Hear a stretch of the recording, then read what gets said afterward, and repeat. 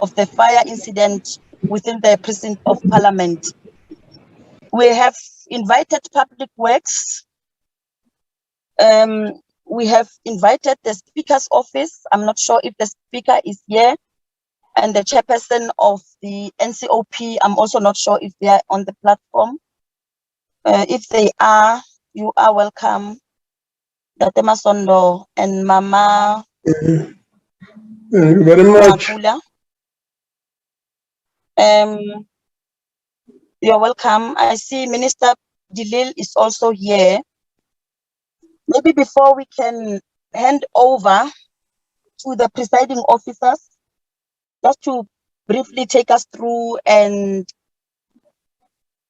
open the platform for us so that we can then invite Public Works to give us a presentation.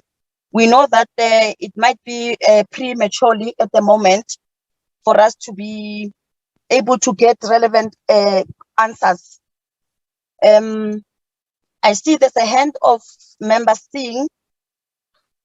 I want to recognize Member Singh. Then after that, then I can then allow presiding officers to then, there's also the hand of Romeo. Can we quickly take those two hands? Thank you very much. Yes. Honorable. Thank you very much, Honorable Chairperson, and greetings to all colleagues and ministers and presiding officers online. Compliments of the new year to you.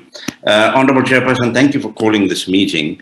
I note that there is another meeting scheduled for 5 o'clock this afternoon, where party leaders and the Speaker and the presiding officers have invited the chief whips, etc. Now, I just hope that in this presentation here, whoever is presenting sings from the same hymn book, because I would not like to see us getting conflicting reports from different people.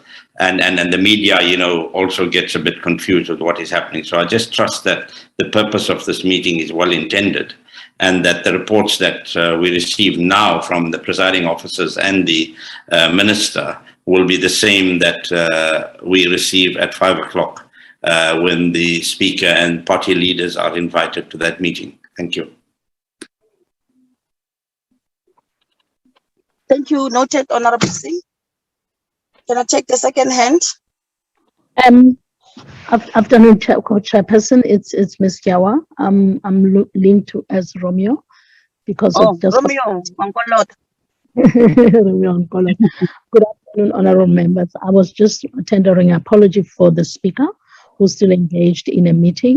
And as soon as she's available, she will be able to come. She said I should present her apology. Thank you. Thank you very much.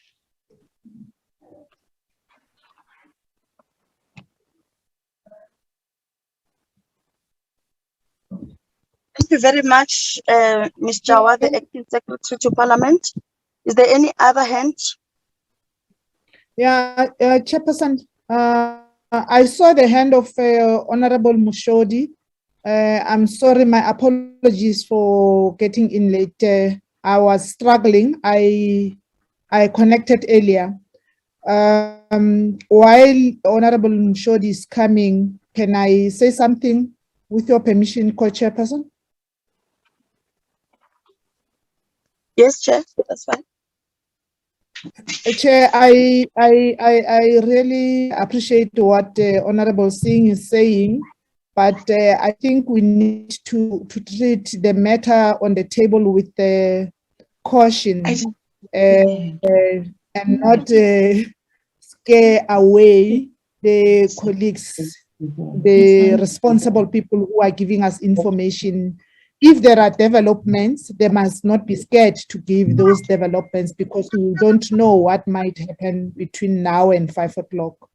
But I understand what he's saying, just to let them be free to give us information as much as possible. But we're not saying you're limited to what you are giving us now going forward. Thank you, Co-Chairperson.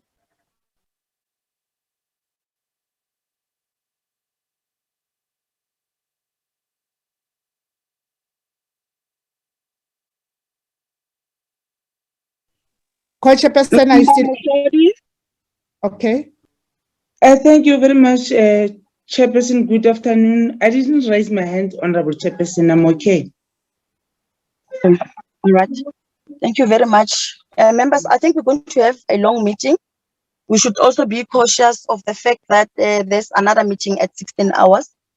So let us just try to get through this one agenda, special agenda item, and spend more time on clarity seeking questions. We are aware that most of the questions that might be posed today might not be responded to. We should allow investigations to continue and give the relevant authorities time to do that. We should not even try to rush to get to conclusions or to try to get to answers. We should allow a thorough investigation process to unfold. Ma'am Chawa, I want to invite you. I'm not sure if Ntate Masondo is on the platform. Yes, no, let me recognize Ntate Masondo. Let me invite you. You will then decide if you are going to hand over to Mechawa. We'll then later invite Minister Delil to then take us through the report. Dr. Masondo? Chair, can you ask all the participants to open their videos? It's a request from commissions and all our partners in the media that we open our videos as we speak. Please, Madam Chair. Okay. Yes. All right. It starts with me. My humble apologies. No, Honorable it's fine. Chairperson of the National Council of Provinces, Dr. Masondo. Yes, no, thank you very much, Honorable Co-Chairpersons,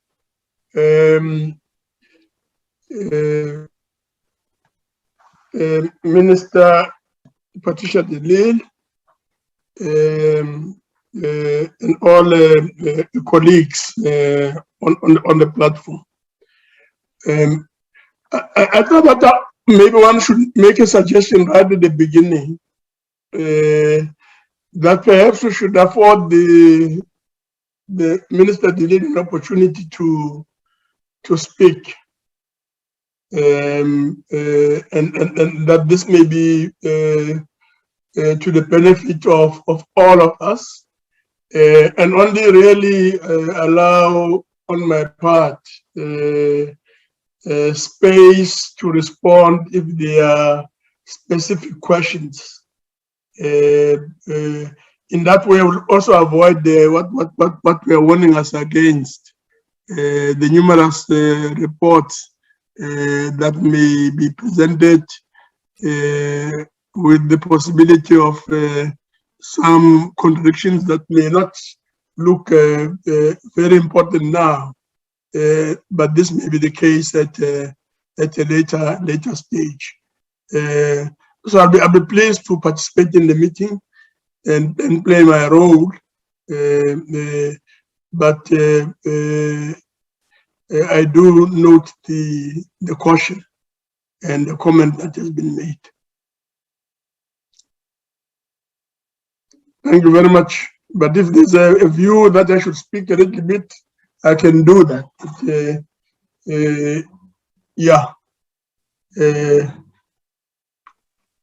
Whatever the feeling may be. Yes, Dr. Masondo, that was the view, that was the intention why we invited you on the platform. We want you to speak a little bit. I think it will help for you to speak so that you lay the foundation. Okay. No, thank you very much. Let me begin by greeting everybody and acknowledging everybody on the platform, and to express well wishes and compliments for the new year. We start this year, Honorable Co-Chairpersons, under stressful circumstances. The issue of the fire that broke out out in Parliament, and that has affected the buildings in the precincts of Parliament, is really a matter that is uppermost in many people's minds. Just as a brief commentary, all of us would accept that South Africa has a legislature or parliament that plays an important role in the lives of all the people in the country, and that makes ongoing impact in the country as a whole in an ongoing manner. The members of parliament are elected to represent the people in the country, and they also act as the voice of the people. Parliament, therefore, is broadly accountable to the people of South Africa. The legislative power of the Republic is vested in Parliament. In other words, Parliament is responsible for making and passing the laws. Parliament also, the National Assembly in particular, chooses the president, that's the president, and is the national forum where issues are publicly debated. The National Assembly also has a responsibility to scrutinize and oversee the actions of the executive.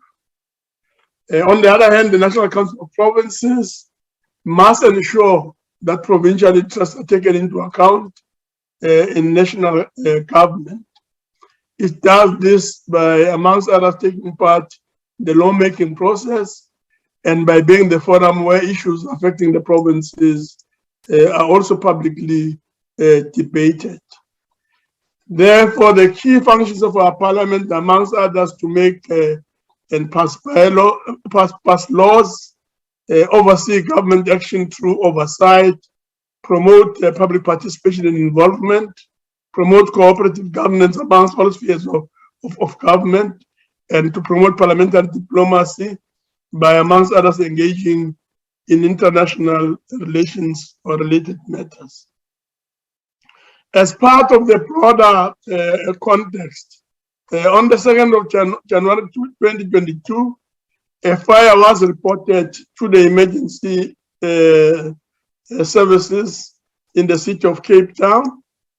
It is reported that the EMS responded within 6 minutes and activated its services. But also members would remember that during the evening of the 16th of March 2021, a fire-related incident was reported to the emergency services of the city of Cape Town. The blaze was contained during the early hours of the 17th of March 2021, and this incident happened after hours. No occupants were present, and no injuries were reported. The cause of the fire was an electrical fault, and no foul play was found by the South African police services. The fire that was reported on the 2nd of January 2022 led to the burning of the National Assembly chamber, old Assembly chamber, and some of the offices of members of Parliament. Until then, some important sections were reported to have been saved, and these include the NCOP chamber and offices, the Parliament library, and the museum and artworks and heritage objects, as well as this case camera tapestry on the ground floor of the old Assembly building. But the fire has since worsened, as we all know. It has worsened since then. It may be under control now. But when it worsened, what that really said to all of us was that we must await further reports on possible other losses and damage.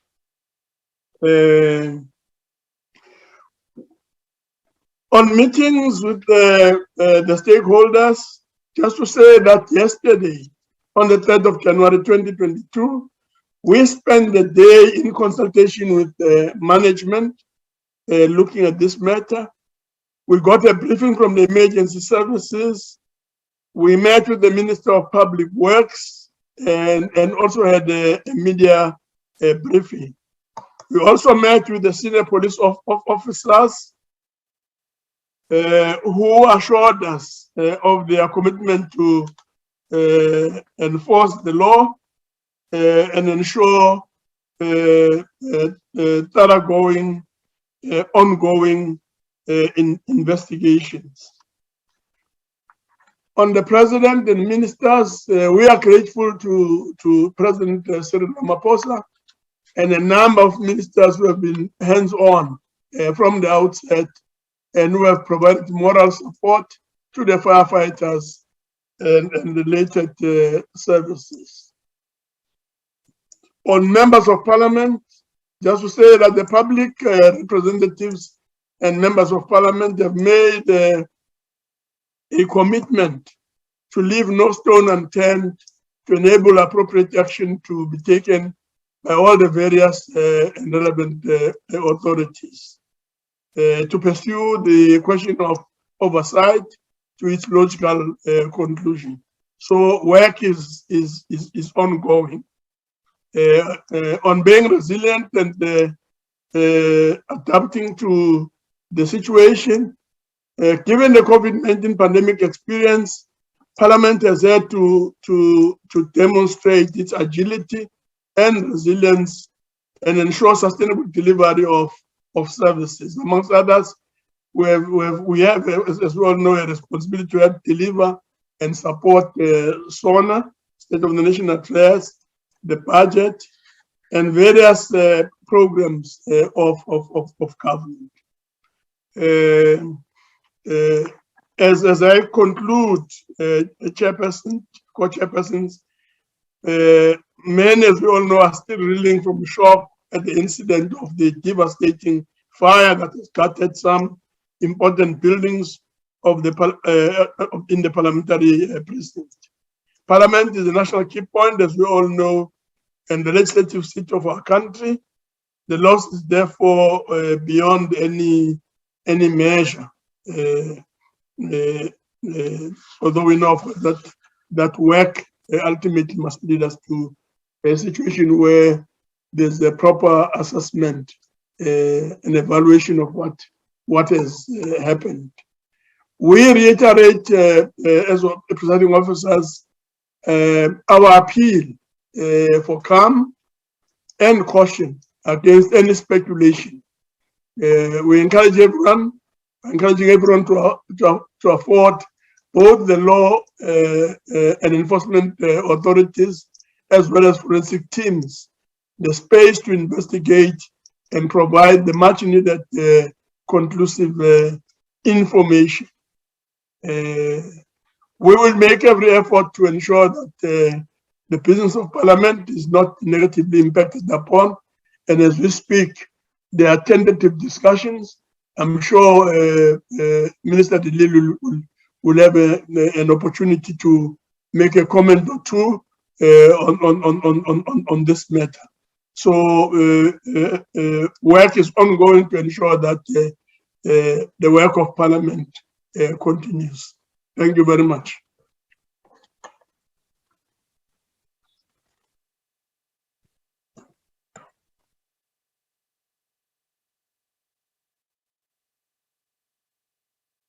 Yalebucha.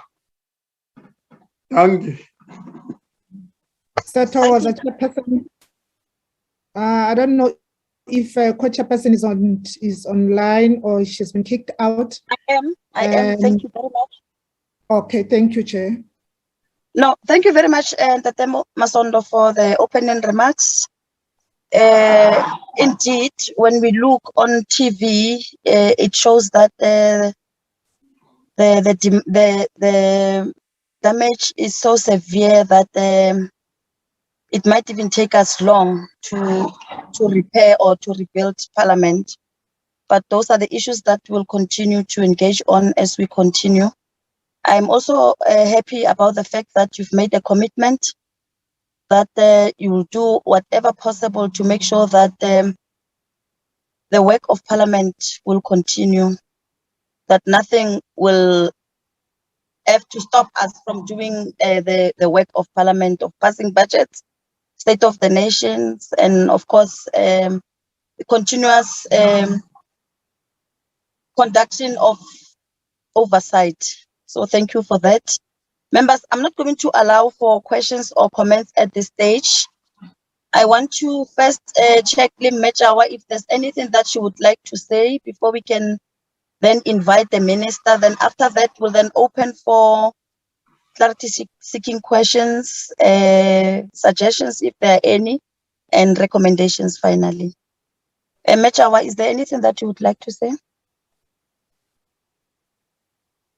There is nothing I want to say at all. Thank you so much. Okay, fine. Thank you very much.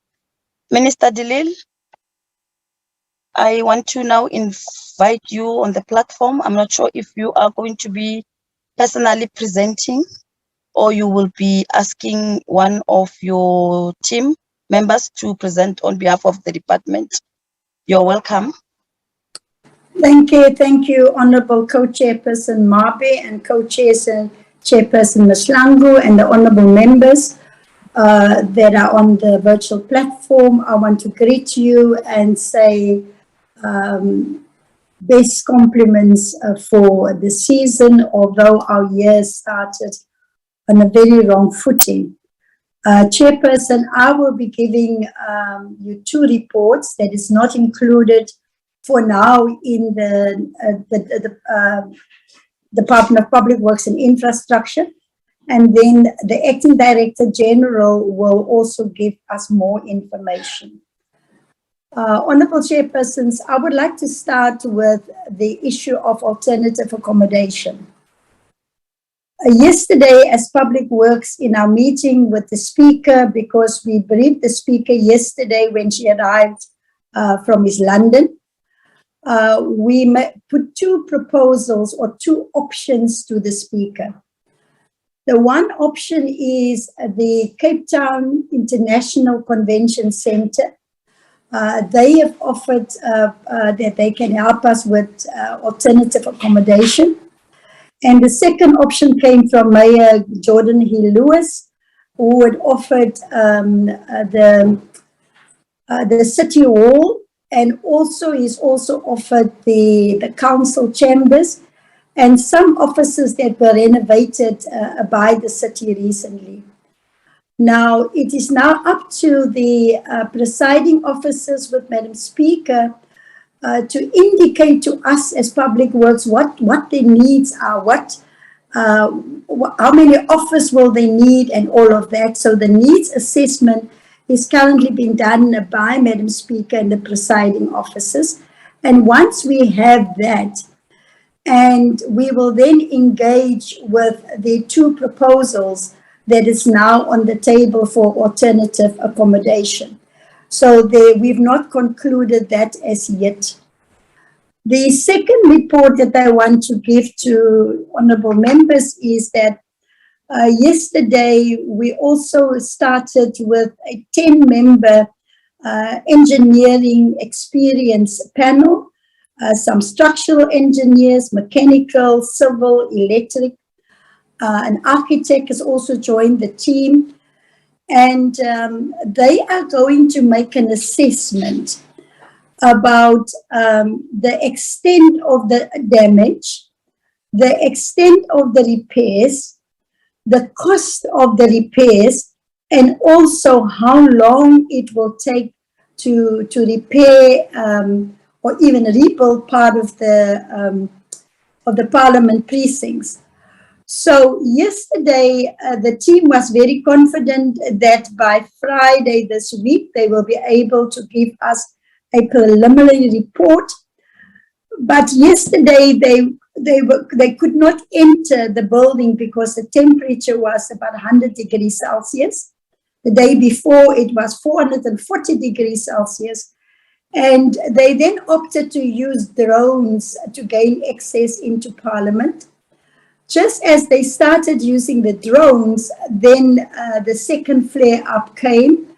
So they were not able to do much yesterday. So I can't say with confidence that they will be able to give me a preliminary report by Friday. I'm speaking to them on a daily basis.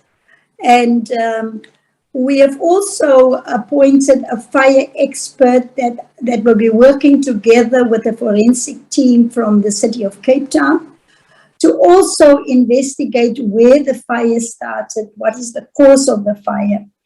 And again, that work is ongoing. And we first have to wait now for the city of Cape Town, the fire team, to hand over the building to the South African Police Services because it is a crime scene, and to hand over the building to the Department of Public Works and Infrastructure to allow our engineering team and professionals access to the building. But we will keep members up to date on these two issues. Then I just want to say, honorable members, we did brief the speaker yesterday. I was on the site together with Deputy Minister Zizi Kodwa from early morning on Sunday. The speaker couldn't get a flight. He finally drove down to Cape Town. And so yesterday, as the Department of Public Works, we gave the speaker and her team and also the chairperson of the National Council of Provinces, we gave the presiding officers a report on the progress on the restoration project. As you know, we had a fire in Parliament about 10 months ago on the 16th of March. We gave a progress report to the speaker and presiding officers. We also reported to the presiding officers about a power failure incident that happened on the 21st of December when we had total darkness in the city center and also the Atlantic seaboard, and what we have done around the 21st of December to make sure that after the power was restored, that we make sure that all the safety measures were in place. Then we also gave the speaker a report on the fire equipment service report, and then our involvement as DPWI in the security system of Parliament. DPWI has procured the CCTV cameras, and we've got a contractor on board that check and maintain the CCTV cameras at all times. And so we also gave the speaker a report about that.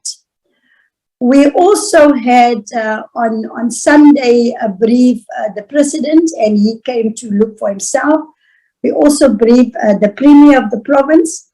And I must say that it was just so, amongst all the doom and gloom, for me, what stood out was just the power, the outpour of help coming from the city, coming from the province, coming from ordinary citizens.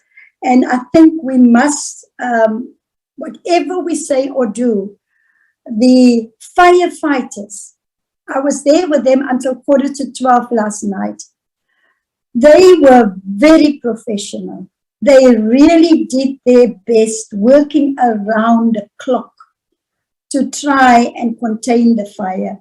And our gratefulness must go out to the city of Cape Town and the fire team for their sterling performance. Honorable Chairpersons, I will now ask Acting Director General Imtiaz Faisal to take us through the details of the report. This is a preliminary report that we have specifically compiled so that we can brief the Speaker. We are in the process, as we get in more information, to compile a report. If any other parliamentary committee or the Speaker or the Chair of the NCOP want more information, we are updating the report on a daily basis, and we will be there, Honourable Members of Parliament, to work with you and answer your queries and your concerns.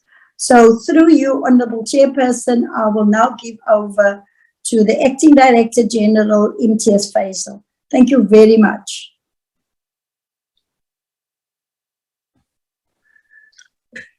Thank you very much, Minister, and good afternoon, the Honourable Chairpersons and all Honourable Members.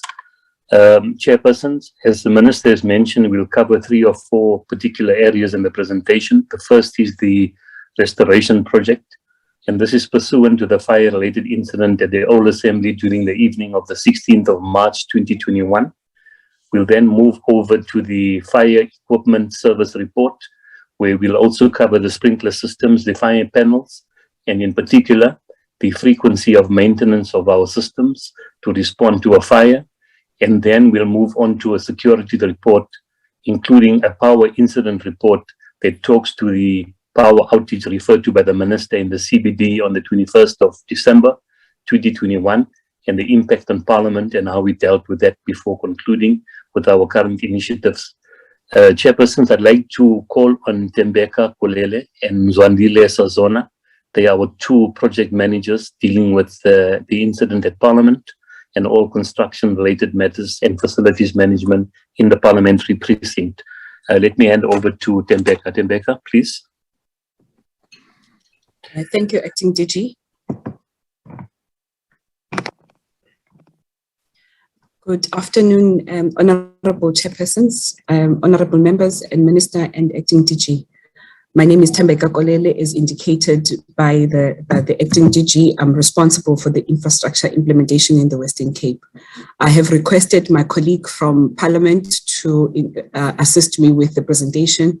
In the morning, we had technical glitches, so I'm trying to prevent that mishap from happening. Ms. Zungu, can you please share the presentation on the screen? We'll do so now.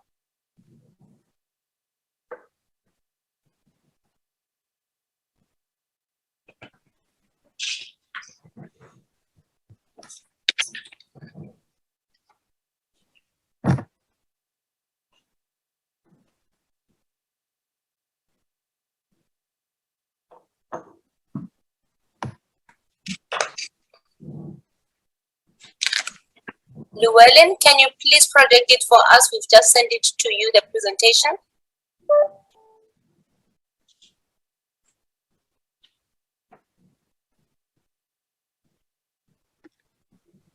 I'm trying as we speak, if you just give me 1 second. Thank you. Can everybody see that? Yes, we can. Thank you very much. Can we go to the next slide, please? Okay.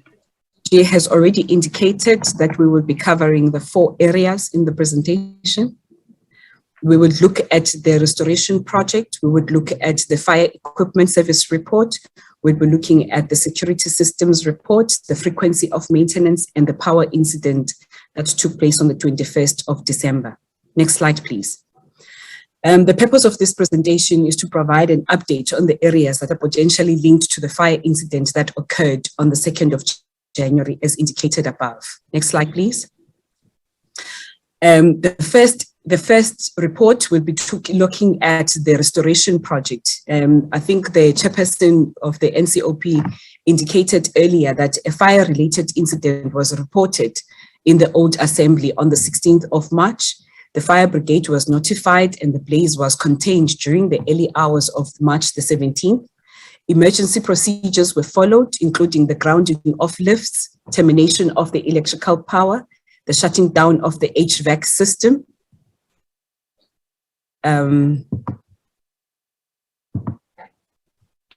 I think, okay. As the shutting down of the HVAC system to the affected wing of the building. As the incident happened after hours, no occupants were present and no injuries were reported. We presented 2 reports to the Joint Standing Committee for Financial Matters in Parliament. The first report was presented as a draft report on the 14th of May, 2021. And on the final report was presented on the 17th of May, indicating that the cause of the fire was an electrical fault and that no foul play was found by the South African Police Services. Next slide, please.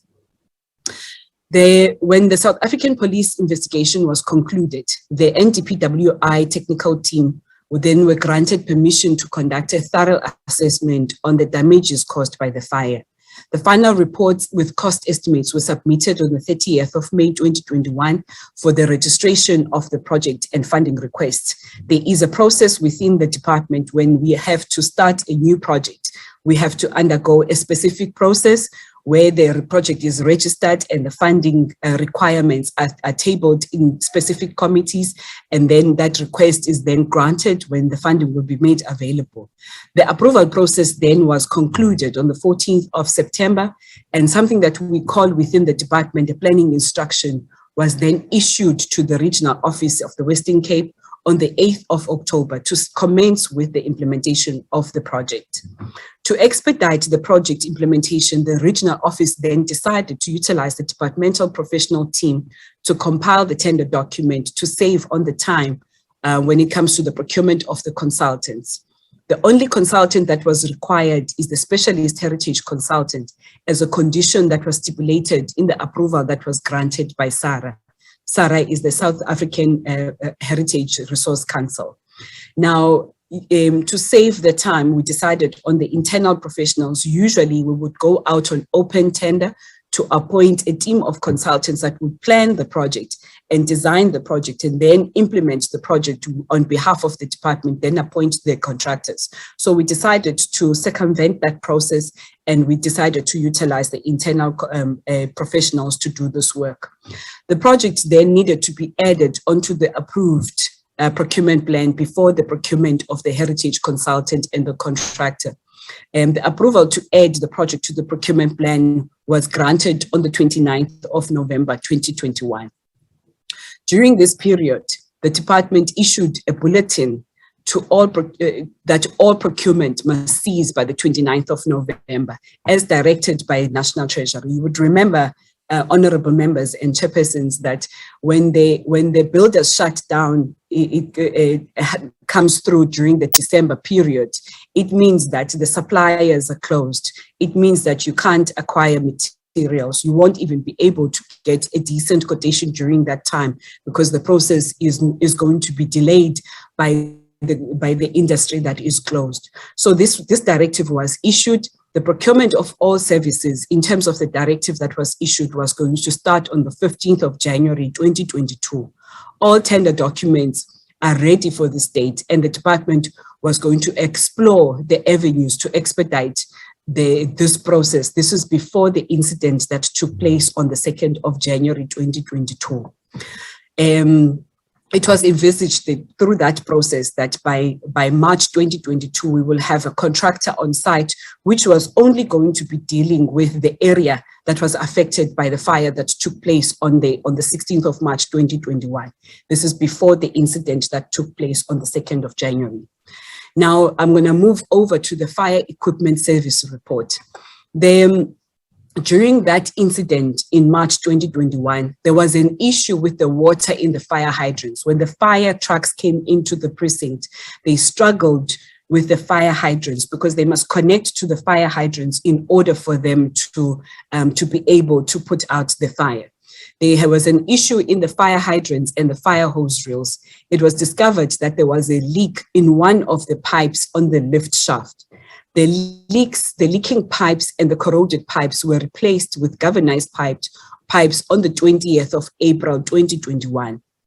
And then on the 14th of August 2021, as you would know, that the Department of Public Works and Infrastructure is responsible for the facilities management in the precinct. When there's an issue in the precinct, the parliament staff would then call the call center, the facilities management call center of the department, and we would ensure that that call is logged and we have a CPT number, and that number would then be issued to the service provider to come out and deal with the specific incident. So on the 14th of August 2021, there were leaking pipes that were reported in the new assembly.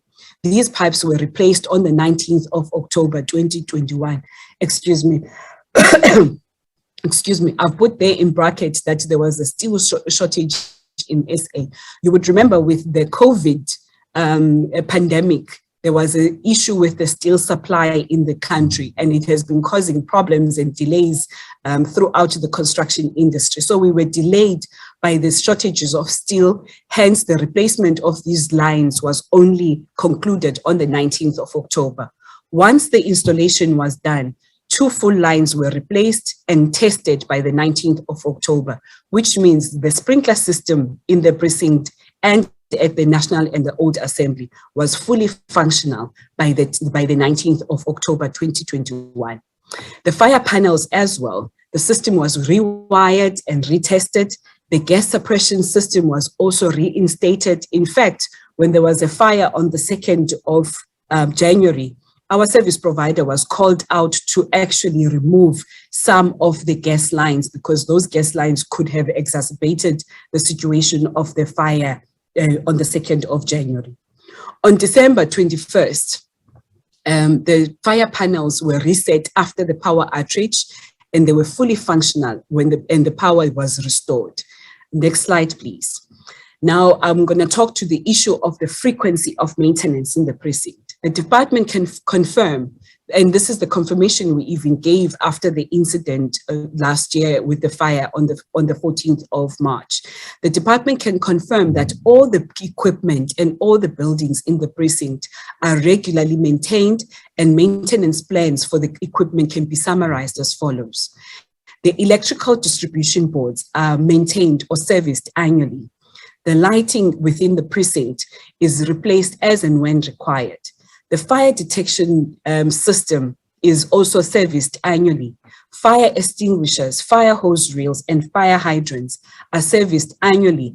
There's a monthly visual inspection for these particular items.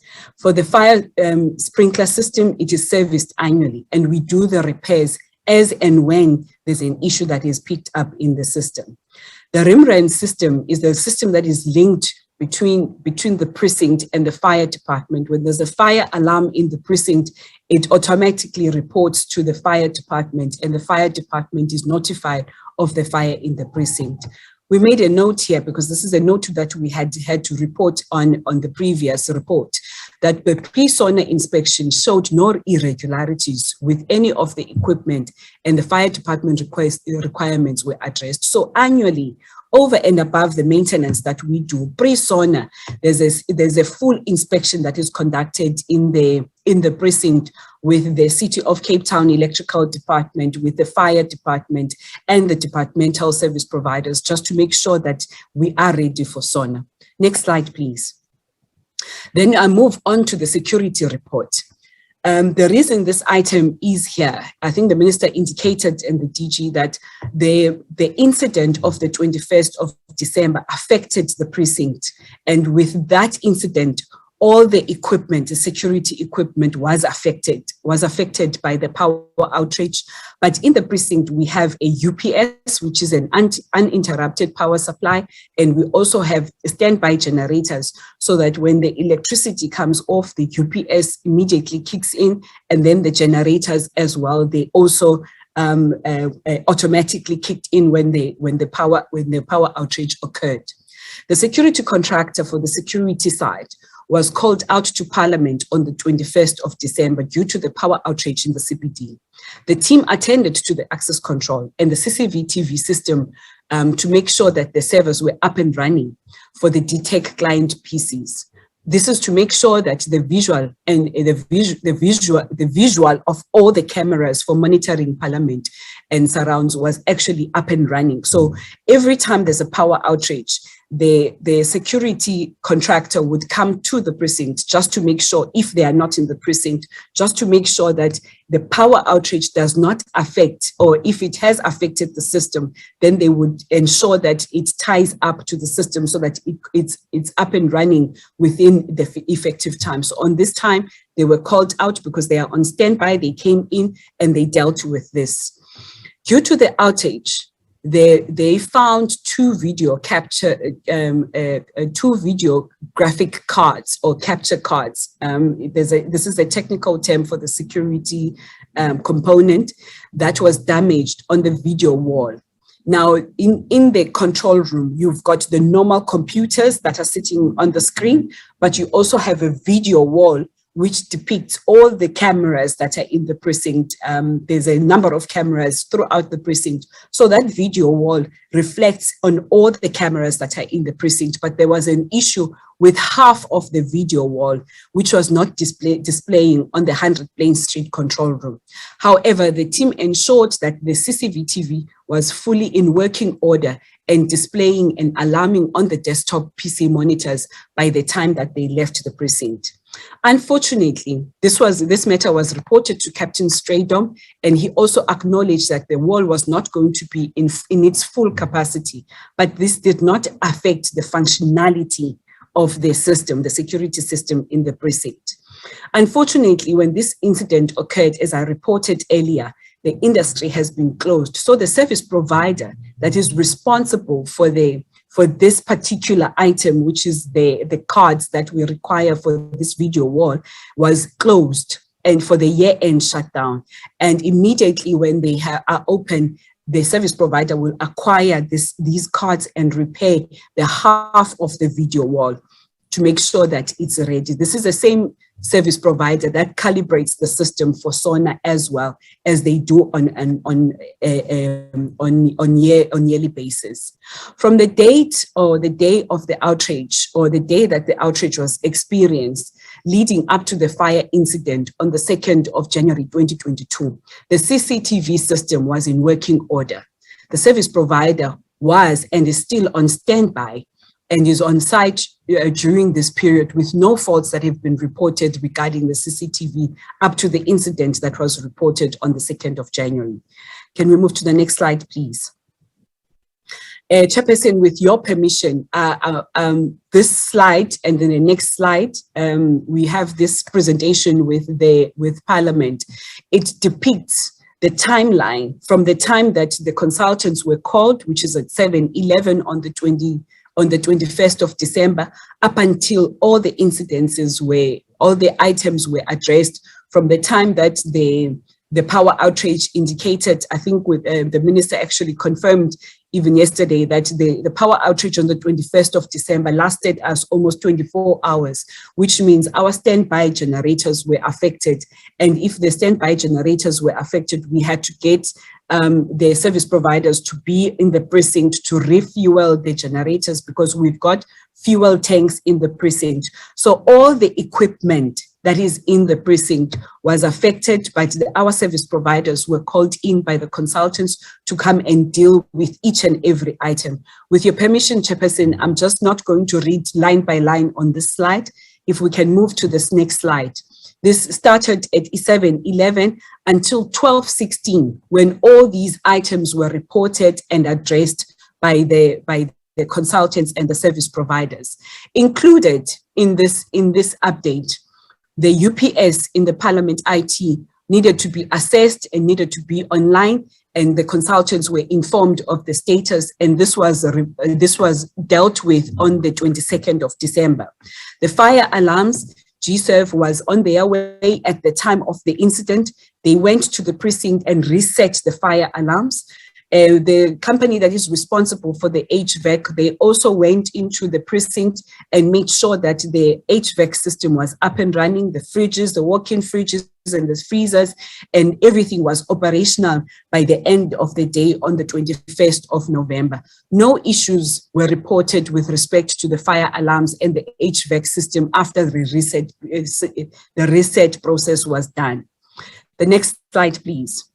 On the 22nd of December, Parliament IT advised that there was an issue in accessing the UPS at the NCOP and 90 Plain Street remotely. Then they were en route on site to check what was happening. The NCOP UPS was found to have been tripped, and Parliament IT reset it with a telephonic assistance from the term contractors. 90 Plain Street remained a problem, and the term contractor was dispatched to come through on site. The network card on UPS 1 had failed and the remote access was swapped to UPS number 2. Parliament advised that all was in order. No further action was then required from the department's side in terms of the functionality of the systems in Parliament until the incident on the 2nd of January. Next slide, please. Now, in conclusion, the department has dispatched the technical teams. We have 2 technical teams on site.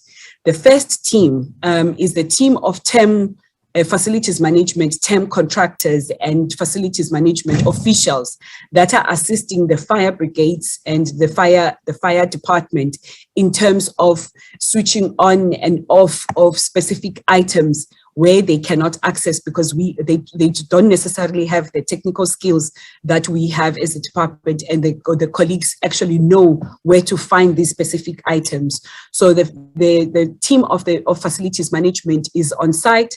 The second team is the team that the minister was talking about. Today, we just introduced our project managers so that they are responsible for the technical assessments that the minister has reported earlier. The site remains inaccessible until the area is declared safe for further investigations and assessment. But our team is giving the support both to the South African Police Services and the Hawks and the firefighters in terms of the structural assessment of whether they can go into specific areas. In terms of the report, Minister and the honorable members and chairpersons, this is the end of my presentation. Thank you very much. Chairperson, thank you very much. In handing back to the Minister to conclude our presentation, honorable members, I'd just like to confirm and emphasize that our systems were working as intended and were tested quite late in December to give us that particular assurance. So thank you very much, and let me hand to the Minister. Minister?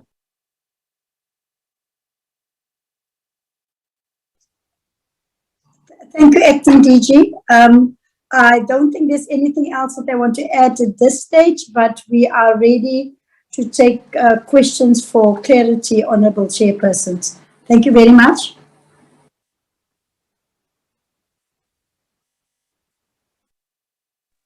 Thank you very much, Honourable Minister, and for the presentation, and thanks also to your team.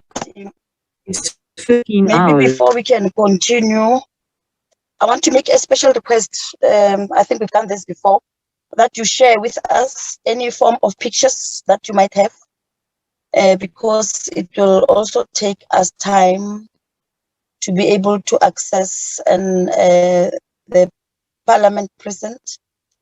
It has happened before in the previous presentations. You were able to share pictures with us. And another set of pictures that I think might be of assistance would be on the security presentation. I think there was a slide there focusing on the security, where you were explaining how the cameras are connected, and you spoke about some technical language there that I do not understand, but if I see pictures, it might assist me to understand better. I'm not sure if you are in a position to do that, to share pictures with us. If pictures might also compromise the investigations, well, it's fine, but can we be advised, Minister? Yes, Honorable Chairperson, we can confirm that the footage of the CCTV cameras has been downloaded by the Hawks, and it's now being secured by them as evidence in the case that they are busy investigating. So that unfortunately is not available because the Hawks have now secured that evidence from the CCTV cameras. We only had footage yesterday, late last night, of the emergency services drone that was flying over Parliament. They were not allowed to share the footage widely, but they agreed that we could take 2 30-second clips from the video footage that was shared with the media. And that is the current footage that we see all over on TV. But what we can do is that once we have got the assessment from our professional engineering team, because they are also using drones, we can see what pictures is available from there. But inside Parliament, it's pitch dark. Nobody's allowed to go in and take pictures. You can only go as far as the door of the National Assembly, but after that, nobody else is allowed. So I will check, Honorable Chairpersons, and see what pictures are available and share that with you later on or tomorrow. Thank you. Okay, thank you very much. I'm sure the media would also be interested to get those pictures. Members, I'm going to make a humble request that when we speak, we raise our hands. And I'm aware that this meeting might be open to public. This meeting might be open to public. We're only going to allow members of the National Council of Provinces and members of the National Assembly to engage on the report.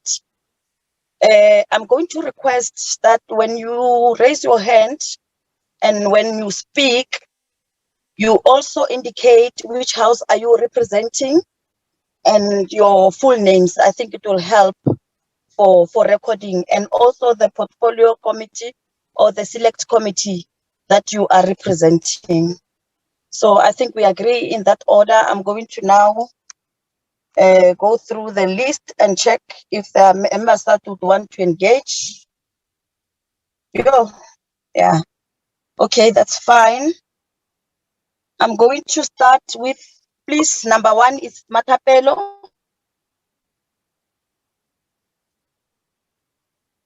Matapelo Siwisa. That's Graham May, Samantha. Siviwe Karube. Nareng Singh. Member Mulezani. I see the co-chairperson also, Member Shangu. Member Kaiso. Hoshoff, I'm sorry. Mandla Khai. Kenny Muimang. Magdalene. Hicklin. Umpile Mautwe. Sharon van Skalbeek. And lastly, Becky Hadebe. In that order, I will not call for names again. In that order, members. Thank you. Thank you, Chair. This is Honorable Suisa from the National Assembly, a member of the Portfolio Committee of Public Works. Chair, I'm listening to the report and I'm listening from the incident from the first fire in March until the second fire in January 2022. And the presenter says that maintenance was done or inspection was done in February before SONA. And then in March, we are experiencing a fire. And I'm asking myself, was there a thorough maintenance or investigation or an inspection that was done? Now, we know that the department has a tendency of not holding people accountable. And we are dealing with a department that has been moving from one incident to the next every single time we are dealing with public works. And we know that we are dealing with a department that does not actually, I think they've lost what they are supposed to be doing. They never give consistent responses. They never hold officials accountable. There's a lack of continuous maintenance. We even say, we are not, some of us are not even surprised of what's happening in Parliament, because your basic buildings, your hospitals and clinics, they are not being maintained. And then we have to sit there and listen to such a report, which we are trying to shoot it. It's a department that has moved from one disaster to the next. Now, the question that I have for the minister is that this engineering team that you are speaking about, is it people that are employed by Public Works, or are you going to outsource whatever that needs to be done? Ms.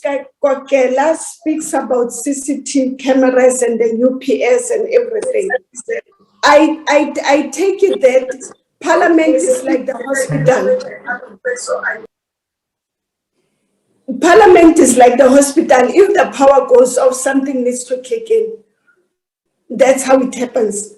So maintenance was done. They found out there are some valves that are leaking, and then later on they were repaired. And I asked myself, again, it goes back to the department has got an entity, the PMTE, that does not know what they are supposed to be doing, because of the PMT is responsible for maintenance and everything that needs to happen.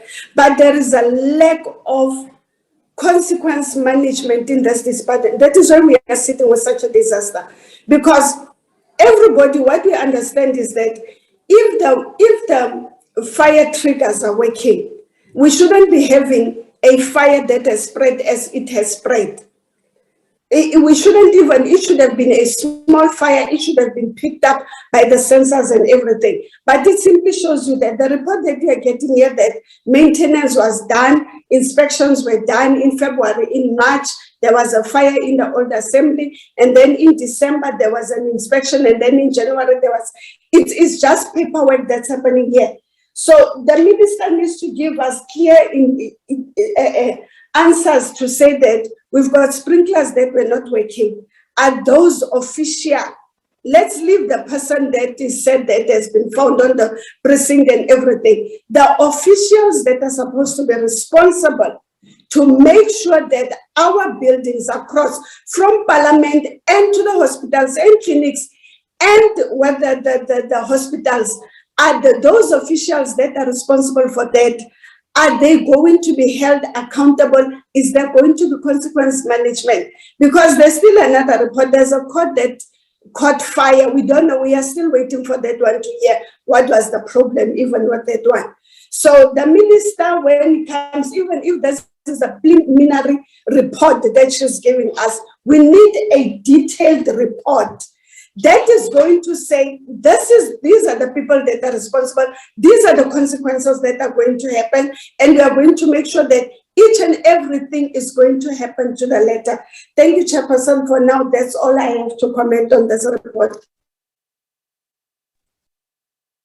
Good afternoon, Chairperson, and thank you for the opportunity, and thank you for the presentations. My name is Samantha Graham-Murray. I am a member of the National Assembly, and I am a member of the Portfolio Committee on Public Works and Infrastructure. I have a couple of technical questions that I'd like to ask following these reports that were provided today. One of my questions is that it stipulates in the report that fire department requirements were addressed. I'd like to know whether or not those were signed off by the fire department, and whether or not a certificate of compliance was received in light of the fact that they did appear to address the fire department requirements. I'd also like to know whether or not the fire panels are being inspected daily as is required. Although they did inspect other things annually and monthly, etc., as per the report, fire panels, to my understanding, should be addressed and inspected every day, and a logbook should be completed with each inspection. Were these done? And if so, which was the fire panel at which the fire alarm was triggered? Have we been able to ascertain that? I believe that the data can be downloaded. Up to 9,000 incidents are available through those fire panels, and I'd like to know whether or not we have access to that data. With respect to the CCTV system, it's all good and well saying that the CCTV system was working, but the reports we've been getting about this homeless gentleman who was in Parliament was that he accessed the precinct around about 2 a.m. in the morning. And my understanding is that the call for the fire was made, sorry, somebody's machine is not off. Ms. Moncho, your sound is on. Thank you. The call was made round about 6:15 in the morning. The gentleman was apparently on site from 2 a.m. How is it possible that somebody could spend 4 hours on the precinct? Ms. Moncho. How is it possible that somebody could spend 4 hours on the precinct and not be Just hold. Thank you. Just hold, member. Sorry for interrupting. No problem. Can we Thank you. request that we please keep our mics muted at all times so that there should not be any disruptions, and allow members to pose their questions without any interruption, so that we also try to save time. And for those who are going to attend the 4 o'clock meeting should be able to prepare. I humbly request that we do that, please. Let's keep that discipline. Okay, thank you for interrupting you. Thank you, Honourable Mabe. Sorry for the interruption. You may No continue. problem. Thank you so much. Thank you.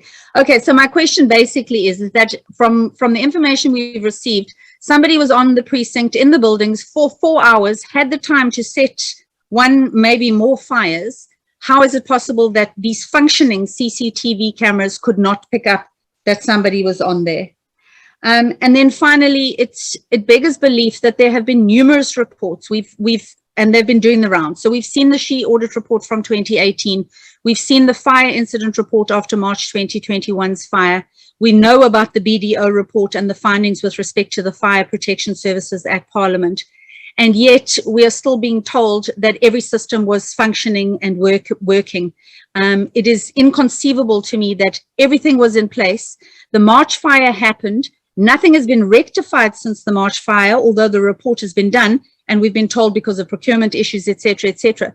So nothing has been corrected subsequent to the March fire happening, and yet we're being told that everything was functional around the fire protection services. So I'd like to get clarity on that. Thank you very much, Chair, for the opportunity.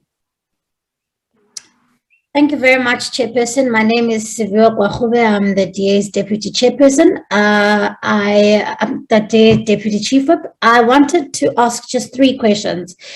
Following the questions posed by my colleague, Member Graham, I wanted to find out from the Minister the report that was compiled last year following the fire in the old assembly.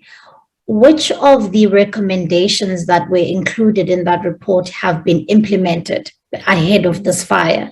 So to say if there were 3 recommendations or 5 recommendations flowing from that report, which of them have been implemented before the fire broke out? I think it's quite important because, of course, there's been 10 months since we had that fire. And so it would mean that it's quite important to see that we would have rectified whatever deficiencies we may have had with regards to fire prevention at the time. And then, Chairperson, I am a little bit surprised that the Acting Secretary to Parliament declined to make any inputs. I would have assumed that we would have received the briefing from both her and the Minister, because of course these things are separate matters. We've got the Minister and issues pertaining to her mandate of public works, but we also have Parliament and parliamentary protection services, and it would have been really useful to understand from the parliamentary point of view and the protection services point of view, what are their sort of account of the day, what has been done, and to get a report from them, because I think we're only getting one side, or at least a very myopic view of what has happened if we're only hearing the report from Public Works. It would be very useful to hear from Parliamentary Protection Services themselves about what has happened, what went wrong, because according to the speaker herself, there were security breaches. So if there are security breaches, it would be useful to understand where they emanate from, and so that we can really start to get to the bottom of how this was allowed to happen and who we can hold accountable. Particularly, Chairperson, because we've had now conflicting reports from particularly the Nahal, for instance, that has said that protection services have been over time reduced in Parliament due to issues of finances. And we had the Speaker yesterday disputing that fact. And so these two things are really contradictory, and it would have been useful really to hear from the Acting Secretary of Parliament exactly where we are from a parliamentary point of view, and where the security breaches were, and what to make of these reports that have been doing the rounds. Thank you very much. Chairperson, thank you very much. Let me start off by saying I'm also concerned, as my colleague is, that the ASTP chose not to say anything, because I think they have a major role to play. And that role would go right back to 2018, the report, the SHE report, the Safety, Health and Environment report, which was commissioned by Parliament itself. And in that report, you know, I mean, the last line of the executive summary of that audit says that there was certainly non-compliance with a number of issues. So I think perhaps Public Works, through the Minister, can tell us to what extent did they look at that report, the SHE report of May 2018, and to what extent was remedial action taken on the recommendations in that particular report of 2018? So that's my first question, Honorable Chairperson. Second question is, you know, is also related to what my colleagues have been talking about, the cameras. It's well and good to have cameras and walls and everything else, but you need warm bodies. You need warm bodies to monitor these cameras, because you don't want to catch people after the act. You want to see what people are doing on the spur of the moment and act decisively. And it would seem to me that there were no warm bodies in that camera room at that time to really see what was happening, because whoever was in the building could have been apprehended. Now we need to know, you know, to what extent there are warm bodies, and why were there no warm bodies at that time? The third question would relate to the sprinklers. I know the Honourable Minister had indicated initially, and thank you very much, Minister, for your hands-on approach there together with your colleagues, you know, when the fire started. You indicated that a particular water valve was closed or shut off. Now that would cause us to assume that sprinklers in a particular locality would not have been working if there was a fire. But from reports that we received, the fire was, well, quote unquote, started in two different places within the parliamentary precinct. Now, are we saying that the valve that shuts off water for the sprinklers is just one valve that controls the whole of the precinct? Because if that's not the case, then why didn't the sprinklers in the other section of Parliament in the new assembly be functional? The last question I'd like to know is that the Department of Public Works, to what extent has work that you have been asked to do, remedial work by Parliament itself, to ensure safety and health standards, were not done? And were these not done because of a shortage of funds, because we hear in reports as well, because of because of budgets, some of the work could not be done? And very lastly, Honourable Minister, media reports also suggest that it's going to take 1 billion rand to repair the damages. Now, is this a thumbsuck figure? Who came up with this figure? Is it the Department of Public Works, or who is it? Because I would think that, you know, this is going to have need a very, very careful examination of what has been damaged, engineering defects, etc., before one can come up with even estimates of repairing the damages there. Although whatever money we can put in is not going to restore the historic value of these buildings. And I've been there for 30 years now, and it's really sad to have seen what happened. Thank you very much, Chairperson. Thank you, Chairperson. Minister, I just want to find out from you, but at least I'm a little bit covered in some of the questions, especially I'm covered, one honorable member has asked about the certificate of compliance, and also I had a problem of the person who's in charge, who's monitoring the cameras. I wanted to know whether that person was sitting there doing his work, or maybe the cameras were just on there, he was not there. Then what I want to find out, Minister, again, is that if we can get the report, it can be sent to us together with the acting secretary of the parliament. Even in the morning, we requested from you that can we be sent the report so that we are able to go through those reports on our own, so that we are able to compare the findings from both sides. And then, Minister, you reported that there are discussions whereby the city of Cape Town is willing to assist in terms of accommodating. I want to check, in your discussions, are there going to be any financial implications? Because you have said that they are prepared to avail the Cape Town International Hall, the City Hall, and the offices that they have just renovated. Are they going to avail them to be used, or there's going to be some financial implications? If yes, the estimations in terms of your discussions on how much is going to cost the parliament. Thank you, Chairperson.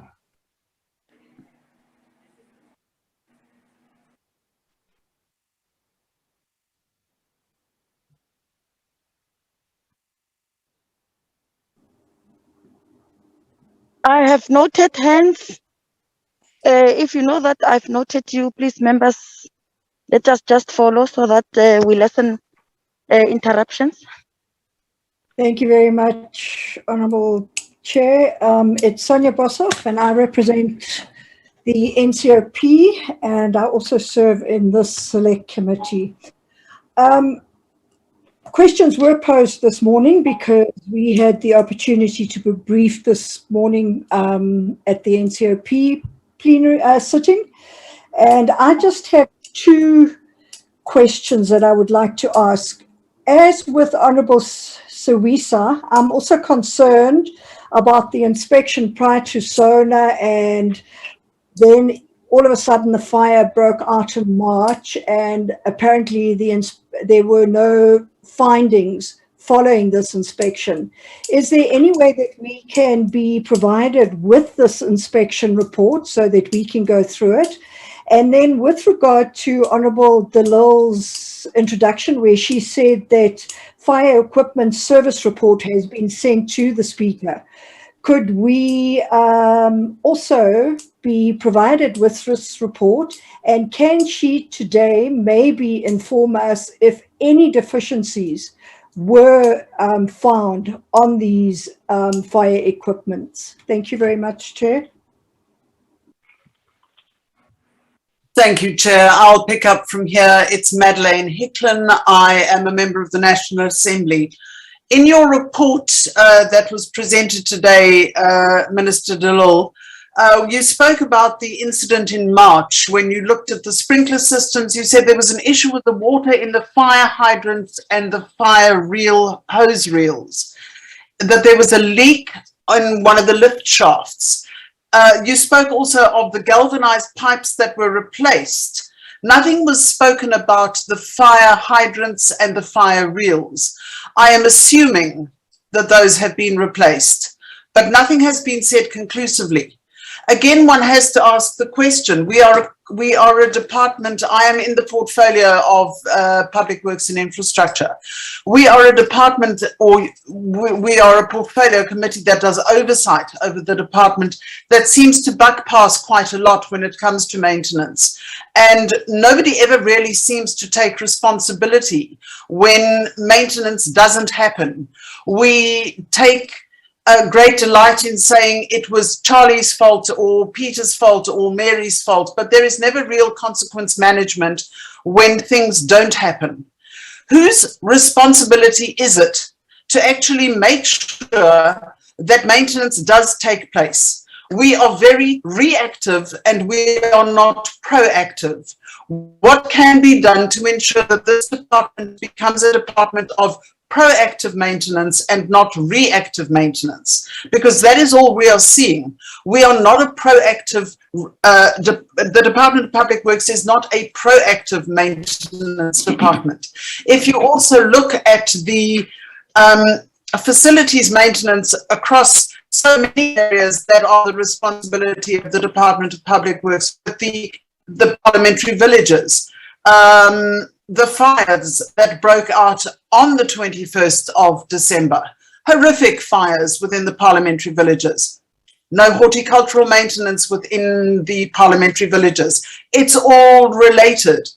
But just please answer the question about the fire hoses and the fire hydrants within the parliamentary precinct, please, as to whether those areas have been addressed, because largely everything else that I wanted to ask has been covered very ably by my colleague, Samantha Graham-Murray. Thank you so much. Thank you very much, Honourable Chair. I take it that I'm the next to speak. Greetings to everybody on the platform. Chairperson, I think the procedure when it comes to meetings of committees is that we receive the reports before prior the meeting so that we can go through the report and also prepare questions. Now we are a bit disadvantaged that we've been just listening and to the report that Ms. Kolela was taking us through. But if we had the report prior to the meeting, at least we would be able to understand some of the areas. So with that, I want to suggest that we should still get another detailed report, particularly to these specific areas that has to do with the sprinkler system.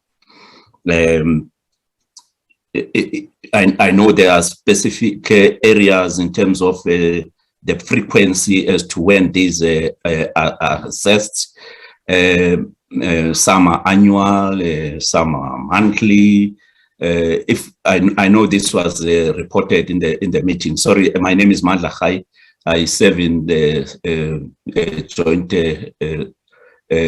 standing committee on financial management of Parliament, but also a select committee that oversight public works and infrastructure department. So if we could get a specific report on these areas that have been mentioned by members before me, the sprinkler system, when were they assessed? You should not just say annually, but must be specific in terms of date and month and on which they were assessed. The smoke detectors, the CCV monitors, all those we need specific around them, not just a few lines with regards, because they are very important for us to understand as to when these were assessed. But also perhaps isn't it about time also to review the frequency on which these are being assessed. For instance, to assess the sprinkler system annually, once annually, I think there's a problem there. As well as the others, the fire detectors, to assess whether they are functional. You do that once annually. I think those are some of, for me, of the challenges. I think, therefore, there's a need to review the frequency of assessing and monitoring the functionality of these maintenance equipments. Chair, I would also want to find out with regard to the in one of the meetings of the Joint Standing Committee on Financial Management of Parliament, I did check whether the Parliament has a Health and Safety Committee. The acting secretary responded that indeed there is a committee. I want to check where throughout the process that is being reported to by Department of Public Works and infrastructure, what has been the role of the Health and Safety Committee? Are they aware of these inspections that have been carried out?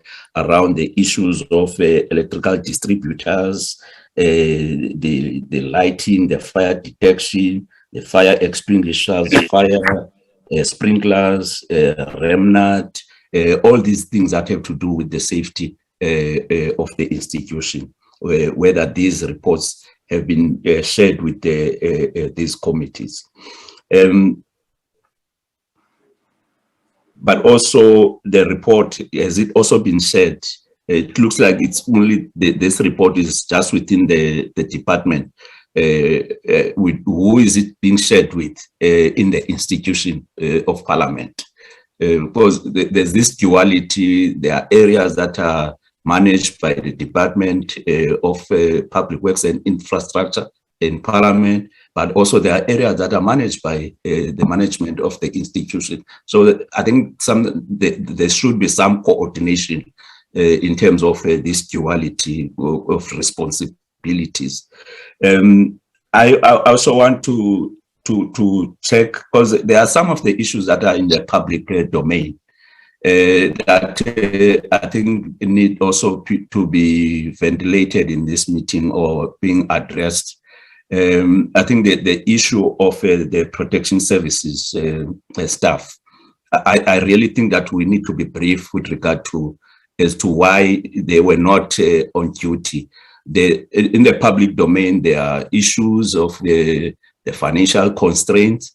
There are issues of the reason why they're not there is because of the COVID-19 regulations, but also others have to do with the regard to the policy that the institution has around the issues of leaves. If we could get a clarity specific around the issue of the protection services staff as to why they were not there during this period of leave.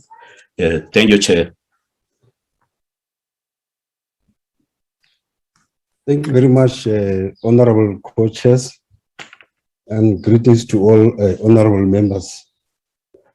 I want to appreciate the presentation that has been made before this committee by the minister and the team and the chairperson of the NCOP. We want to commend the work that has been done by the fire team from the Cape Town Metro. So, Chairperson, I just want to ask just a few questions. It's a pity that some questions may sound to be, actually now probing or doing the kind of investigating, but it's not in that spirit. But it is unavoidable to ask this question in the manner that the presentation has been made. Firstly, is on the issue of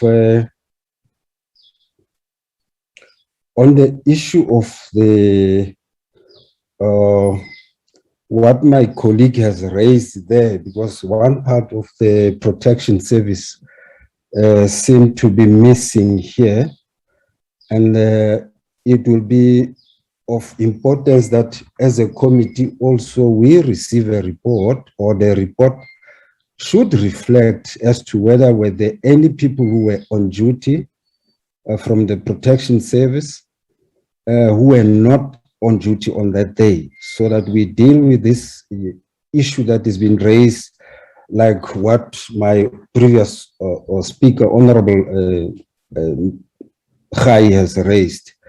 It will be very much important, and to see as to whether indeed there was deployment of a team on that night or the morning.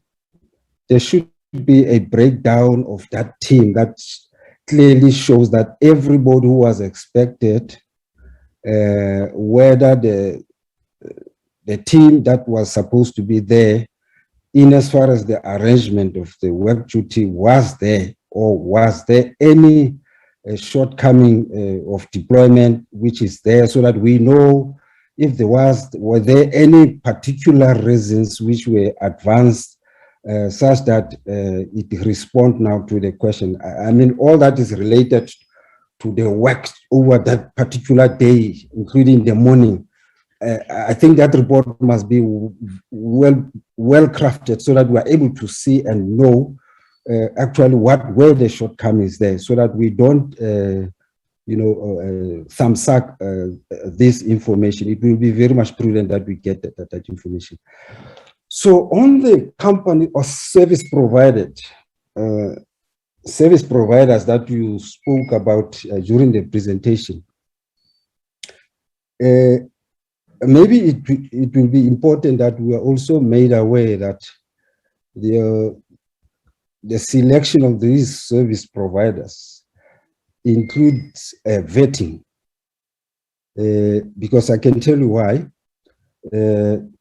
So I think it's very much prudent so that we begin to clear any, suspicious things that, just by the getting a report, a written report, at least certain basic things we get cleared.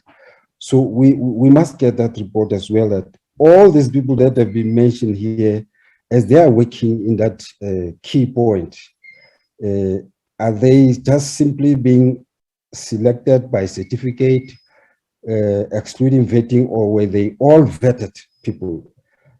And the other question I should think is the last question is on the fire detection.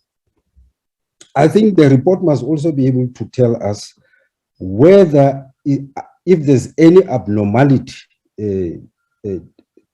by a fire sensor, is the system such that at the central point, are you able to detect a portion or part of any of this system that is not functioning well, so that it then raises alarm? I think it's very much important to also talk to those finer details, because I mean, if it might be possible, I'm just thinking aloud, like if I'm just ordinary person, that okay, it's like one system or 10 of this minute system installed there were able not to capture or to be captured through the circuit board, and the message could not be decoded that there's a problem as such. Is the system itself able to see each and every corner that a certain sensor is unable to pick up immediately the problem that arises?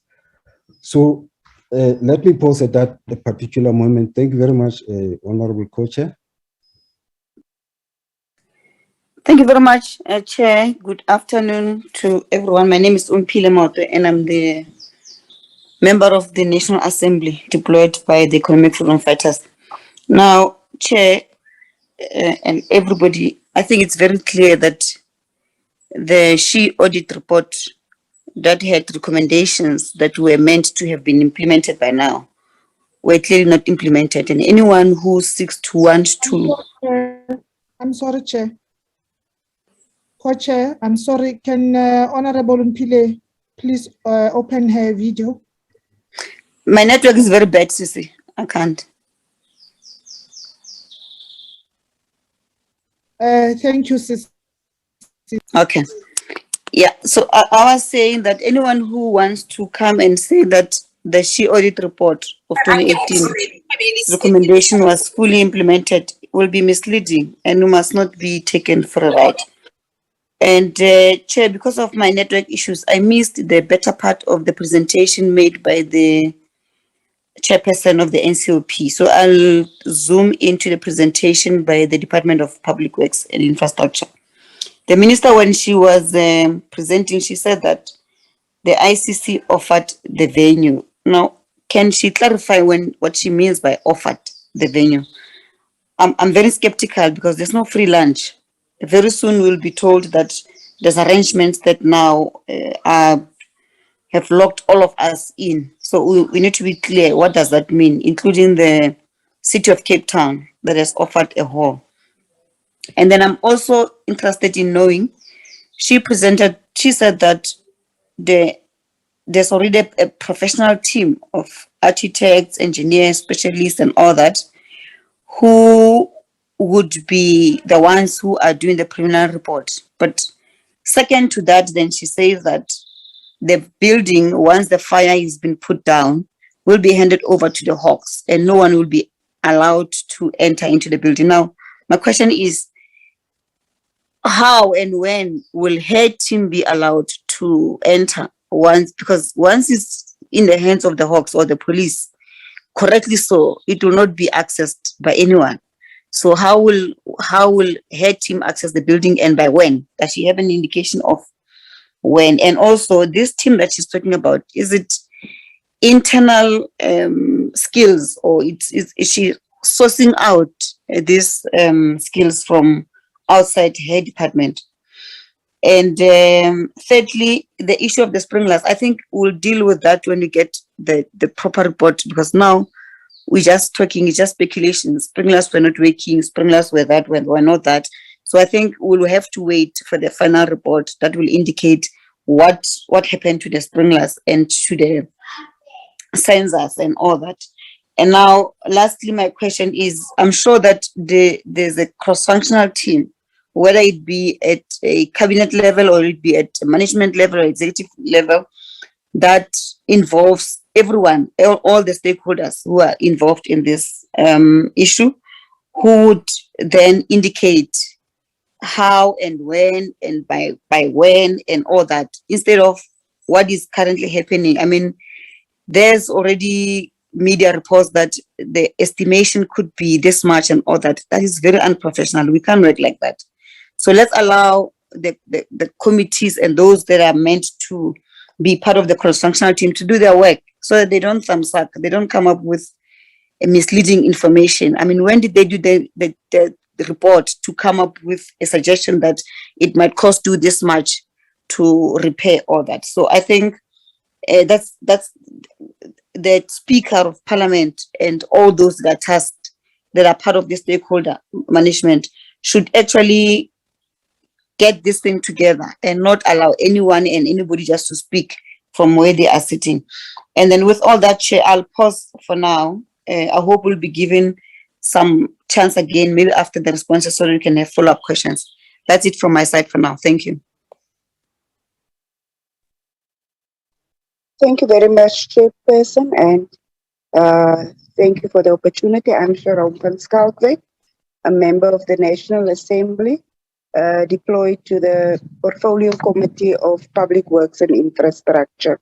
Chairperson, I'm not going to repeat what's already been covered by the previous members, but I just want to request, Chairperson, that I'm very worried about the absence of the Protection Service report.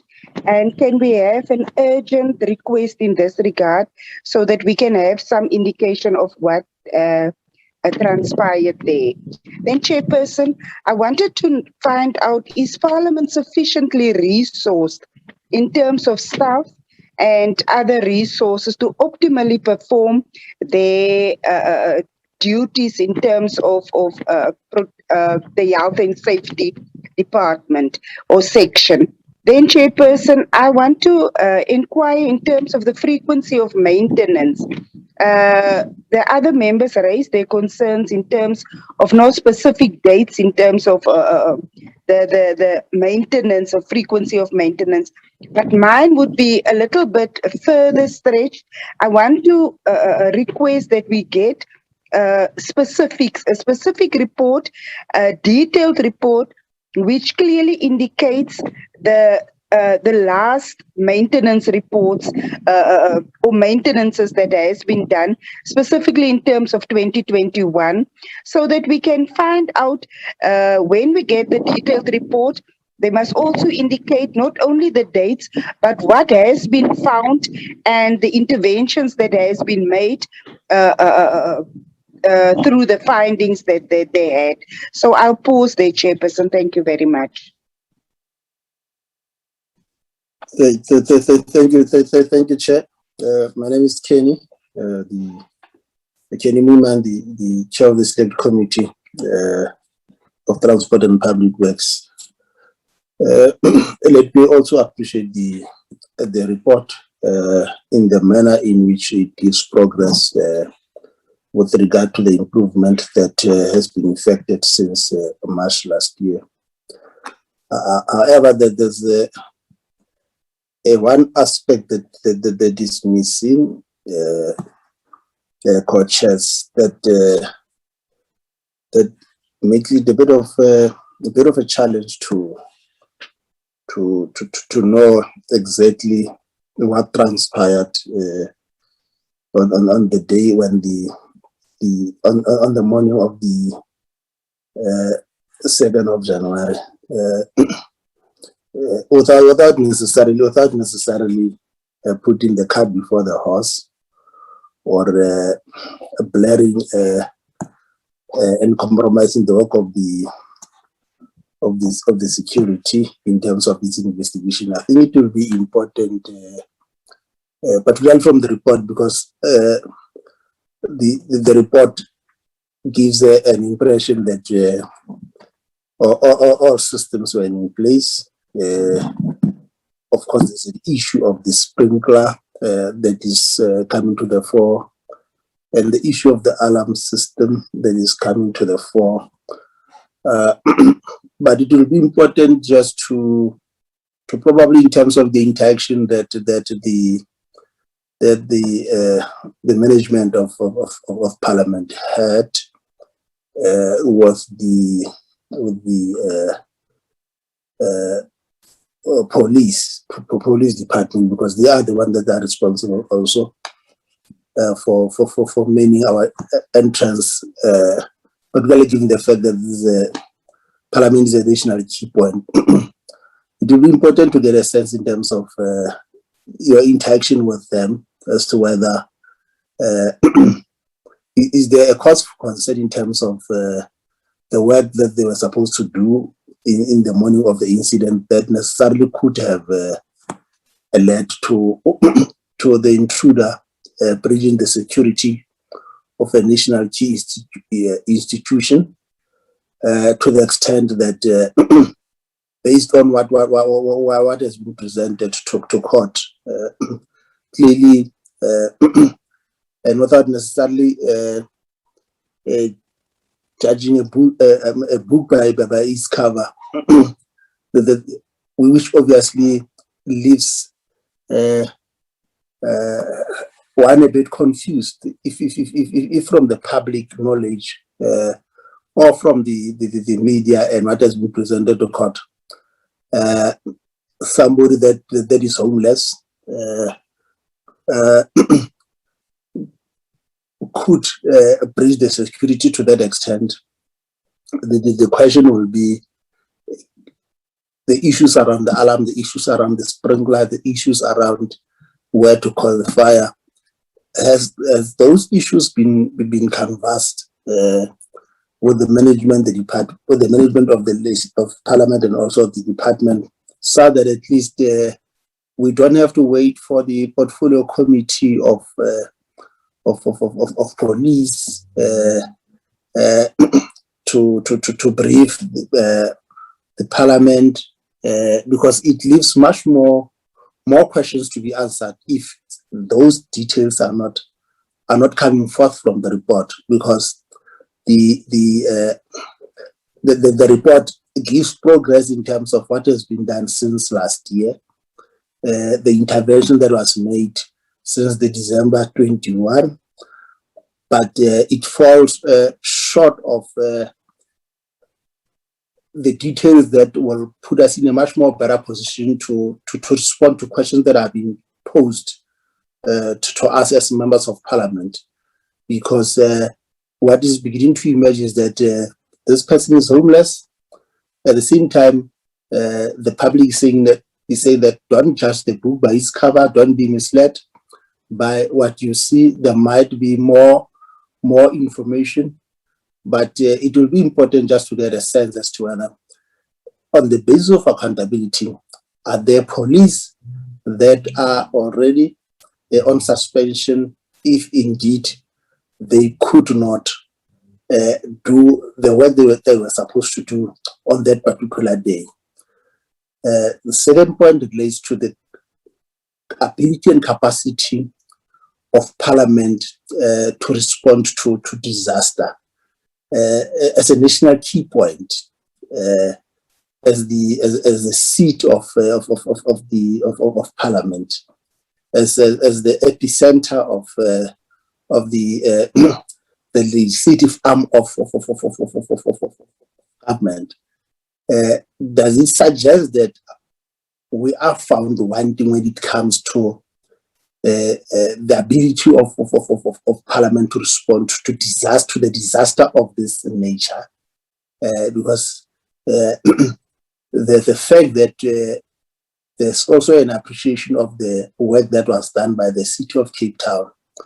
The concern that I had was how the confusion also that was arising as a result of the press briefing that will be given by the MMC of Cape Town of Safety, because it is important that as Parliament, we must have the ability to respond to such disaster without necessarily having to rely on the other spheres of government, because we are a seat of the legislative arm of government, and therefore, as a national key point, it becomes important that we are not found wanting when it comes to the ability of Parliament to respond to any disaster of this kind. Thank you, Chair.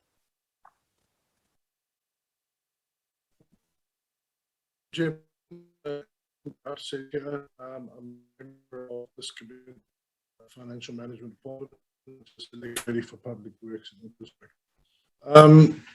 Chair, Honourable Moimang has pretty much covered what I want to say, but what I find interesting, Stratum, who inspected the camera systems on the 21st of December, found that they were not working optimally, and there seems to be no further escalation of that particular problem.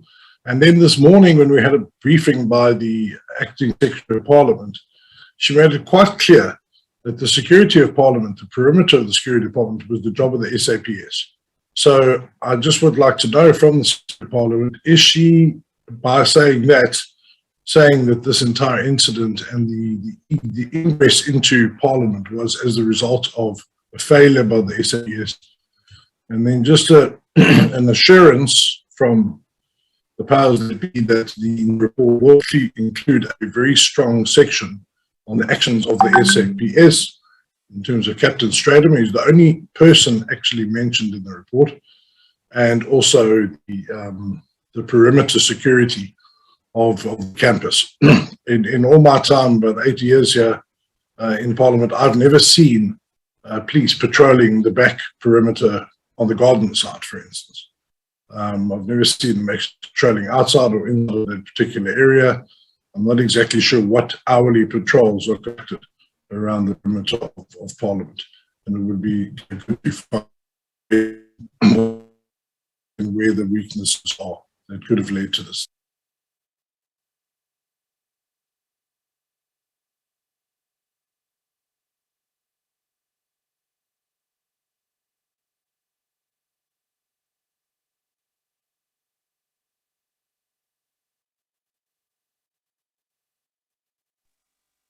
Who's next, coaches?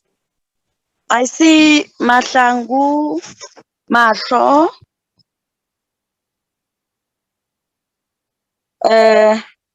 Brown. Can we have Brown maybe before? Okay, let me do this. Let me recognize Brown and the co-chair, Mahlo, Lisoma, and Hadebe is still my last speaker. Can I recognize the last co-chairperson? Oh, sure. You will come before Hadebe.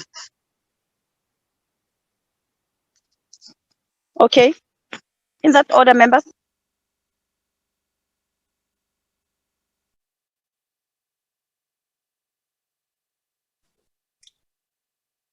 Chair, is it me? Yes, Comrade Marshall. Oh, thank you very much. Thank you very much. Chairperson, let me take this opportunity to greet the Minister and also the Chairperson of NCOP, including my colleagues on the platform. I would like to welcome the presented report, and I do have some specific questions on the issue of maintenance. The first question that one will ask is that what procedures does the department follow after work done in the department? I would also like to understand and also think that as members of parliament, I think we need to get a report on monitoring and evaluation of the work done after before the monitoring and evaluation report that the department is having before the incident happens. We just wanted to check how they deal with their issues in the department so that we can be able to find out as to why this happened. Chair, most important issue will be on the matter of another matter that one will ask the department to clarify me, which is the issue of unavailability of funding to implement some of the most important specific savings of the national key points. I just wanted to check when they said they did not have enough funds, what do they mean? Because as parliament, I think we have the responsibility of making sure that all goes well if we are informed accordingly by our technocrats. Chair, I will also definitely support those who spoke before me that we need to be given a detailed report as soon as it's available, as the minister has promised to give us that report after they have done whatever is needed to be done. Chair, I'm not convinced that as the people of South Africa, we cannot protect our national key points. Definitely sure I'm not happy about this situation. Thank you.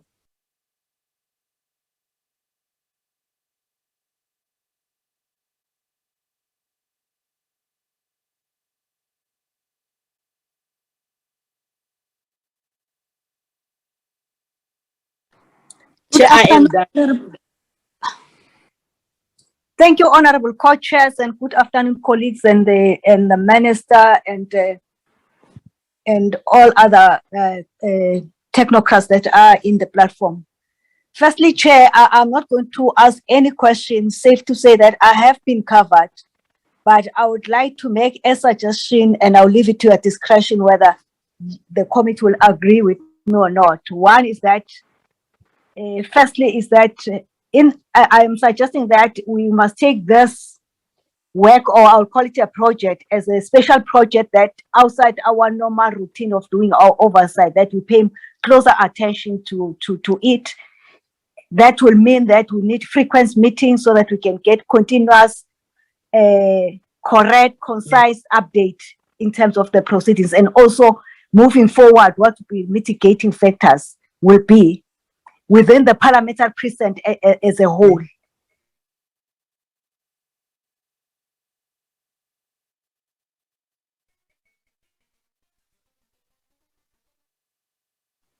I guess, to Chair, as the purpose of the meeting was to get a briefing with a clear understanding that there will be no concrete because of the time in between Sunday and today, and also the meetings that have been happening, where it expects the very same people to report to various stakeholders in terms of the oversight. I will suggest that having not received the report, even at a later today, noting that the meeting was called, it was a special meeting, but of course it was going to be a courteous, a right thing to do that, even whether the is a draft report or what would have received, we would have within an hour gone through it so that we get well prepared, that we receive that report, we go through it, if it's updated, well and good. But also what I'm suggesting that must accompany that report is the occupational health and safety plans of Parliament and its implementation. How far has it been implemented? What are they, where are they having any challenges? What causes those challenges, and how are they going to overcome them? Issues of maintenance would be incorporated there. Secondly, on the same second item, which is would be B of the same item, will be also, let's say there have been in March, as the Public Works through the minister have indicated, which is very encouraging, that there has been some work, specific work that has been in responding in the March fire.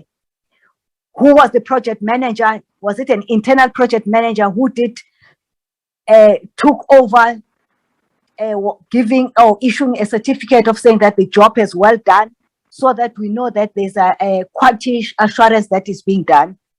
The last one, Chair, if we can get that, it will talk to also the frequency, the mandatory frequency of requirements that are mandatory, and the actual frequency of checks in terms of the occupational health and safety requirements, as it were. If we can get that, we'll be very much happy.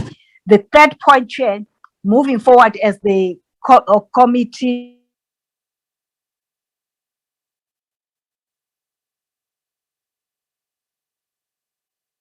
management parliament, that we get a report, it will be if it will be ready at the time, at your earliest convenience, that you see in terms of the workings of parliament, when we can meet and where is going to be held, and also which will also cover the financial implications and the meaning thereof of the venue that will have been chosen. Thank you very much, Chair, for the opportunity.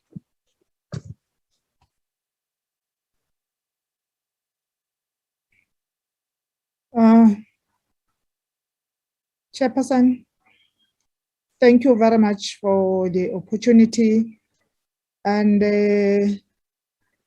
let me start by greeting the Minister, the co-chairperson and chairpersons of the portfolio committees, portfolio committee and the select committee. I'm not sure if the deputy minister is on the platform, the chairperson of the NCOP and the colleagues. Very good afternoon. And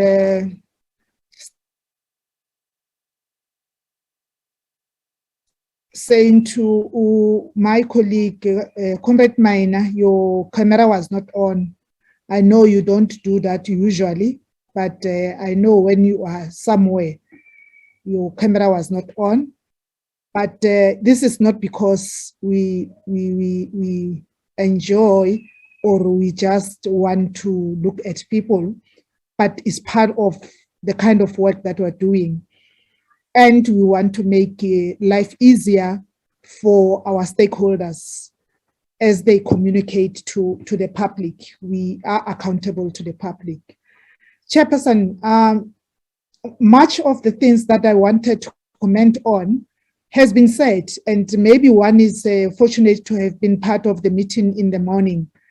And okay, you said we must introduce ourselves. I'm Dikeledi Mahlangu, the co-chairperson of this committee of joint committee on financial management of parliament.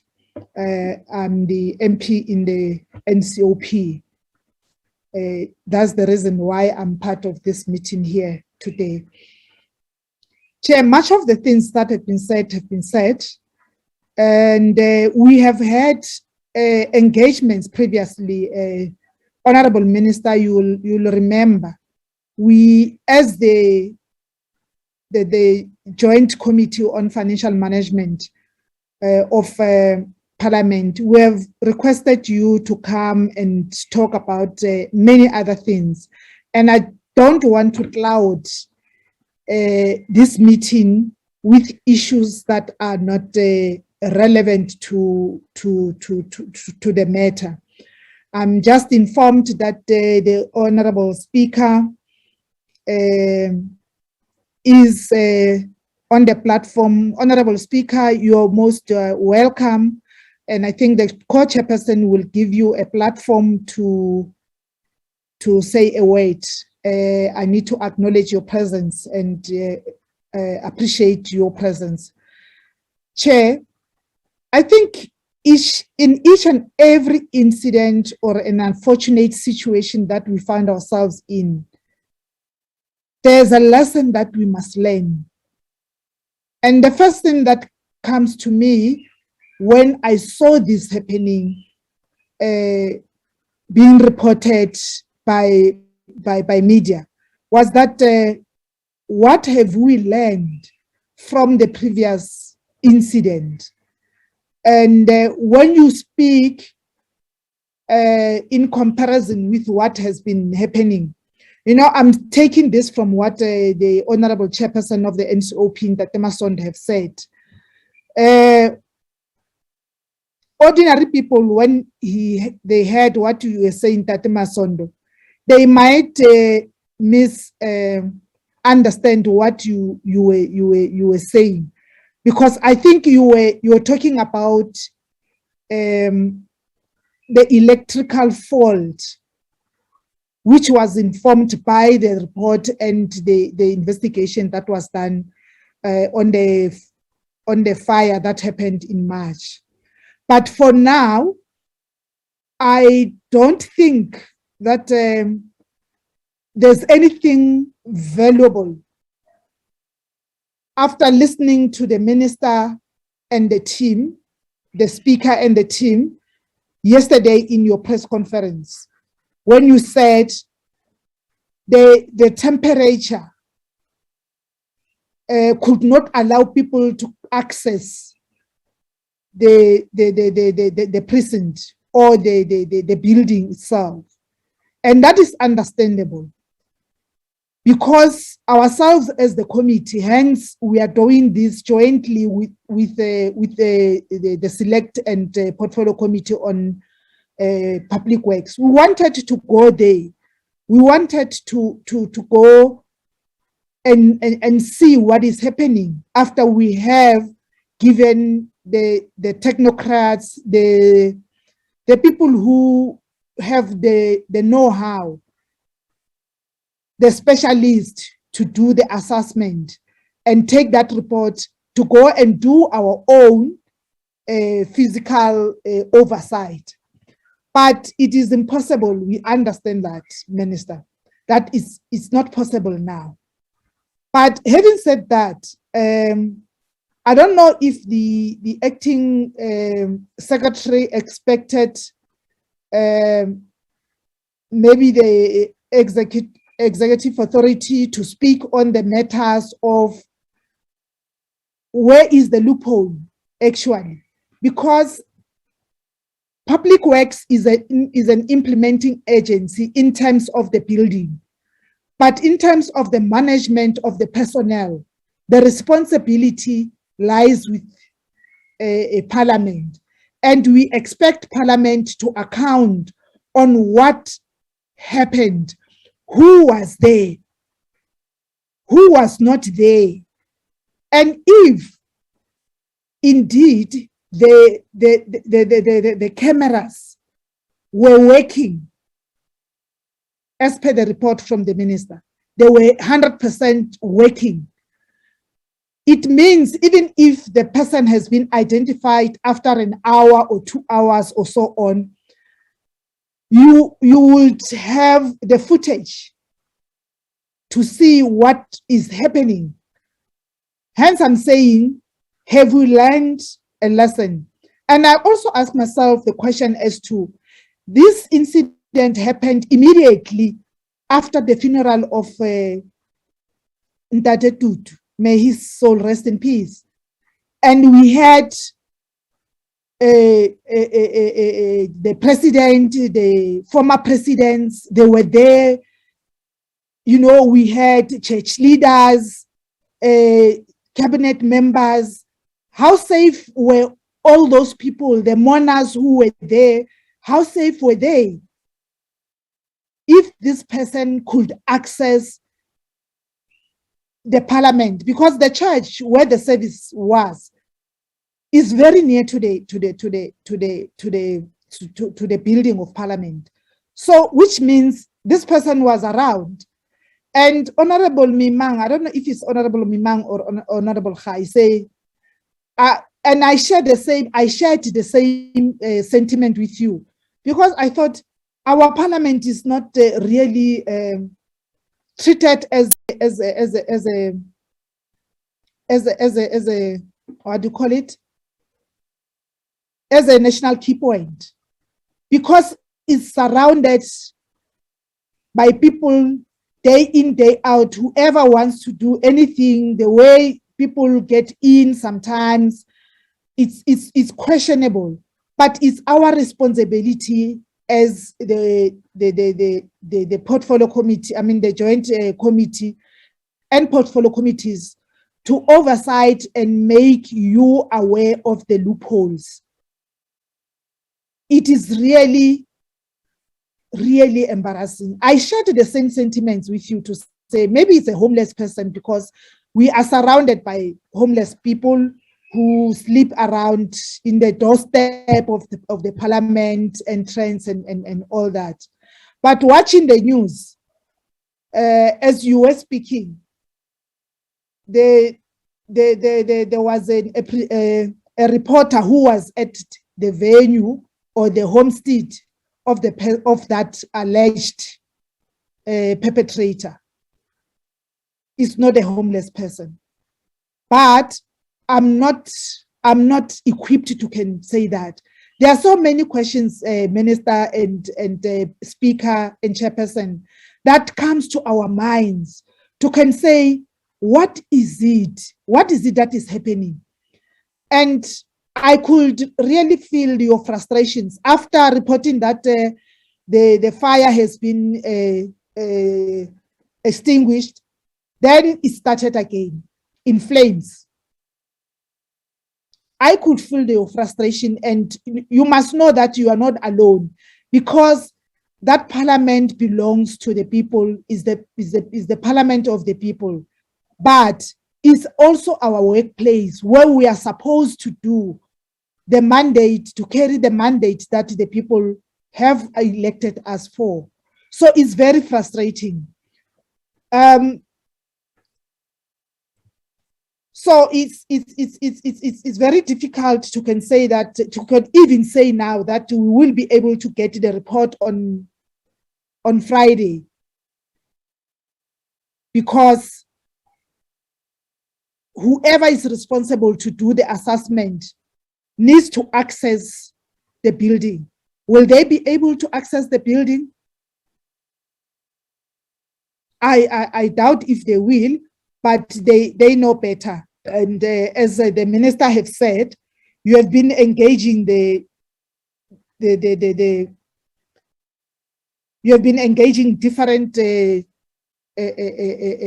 stakeholders and organizations who are responsible, who are there to help us. And this issue of saying there were people or there were no people at work, we might not want to put it as a problem, but if it's a reality that there were no people, what was the reason? Those workers who were supposed to be there, if they were not there at that time, who is supposed to be responsible for that? Because a manager must take a responsibility if the subordinates are not at their workplace, their workstations. So we should not make a mistake of coming to a conclusion before we get the necessary report and blame other people and try to make other people as scapegoats. And it's a pity, because some of us will be tempted to say things that we are not supposed to say. For now, we want to hear the report, which is informed, which is factual, before we can come with the way forward. Because the way forward will be informed by what the technicians are saying. I don't want to say other things, Honorable Co-Chairperson. Like I said, that have been covered. I had a whole list of things that I want to raise, but I want to give other people an opportunity to speak. I don't know if I'll be triggered after the responses, but I believe I won't. And thank you so much for the opportunity. But what has happened really is very devastating to the nation and to all of us as deployees. Thank you very much, Co-Chair.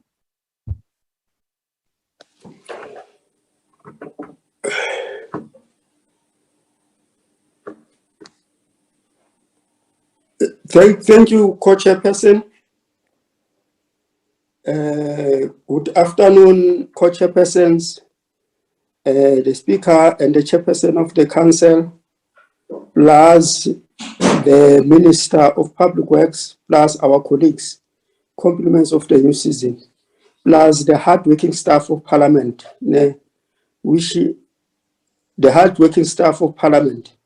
which was on the scene on Sunday very quickly. So what I'll say here, the one who's speaking here is Bheki Khatebe, the member of Joint Committee on Financial Management of Parliament from the side of the NA. So first of all, what I'd like to do is to commend the two reports. One of the, right, I'm not going to show my picture because my signal is very poor here. If I show the picture, I think I'll be kicked off the platform. But what is important here is that when we spoke with the Co-Chairpersons in calling this meeting, one of the reasons was to end speculations. It's very important that as the parliamentarians of the Republic of South Africa, we must not be fed information about parliament or government from the newspapers. Instead, we must get it direct from the authorities that are either the executive on the side of the ministers or the executive authority of Parliament. What Honorable Masondo said when he opened this meeting, he emphasized the role of Parliament. Why is it important? What is done here? Actually, what is happening here is that these committees, these 4 committees which are here today, they must be commended because just within a split of a second, they were able to assemble to come and listen to what has actually happened to this national heritage site. So what is very important is that for us is that we cannot, as parliamentarians, take decisions based on speculations from outside. Actually, we must get the hard facts. Just like this narrative which is running now, that person who entered the parliament is homeless. It is not. It is in the record of the court that person has got the address, has got a family, so he cannot be homeless. But the issue which we must address here is that how did he gain access to Parliament? Because the Parliament is the national key point. It is guarded 24/7. 24/7, it is guarded by the police and by the protection services. So it means that the only way this person could have got in, he should have got assistance from within. That's why the issue of the cards of the CCTV cameras, I think those cards are so important. We cannot have a situation where a national key point is exposed because of unavailability of the parts of the system which is maintained within that.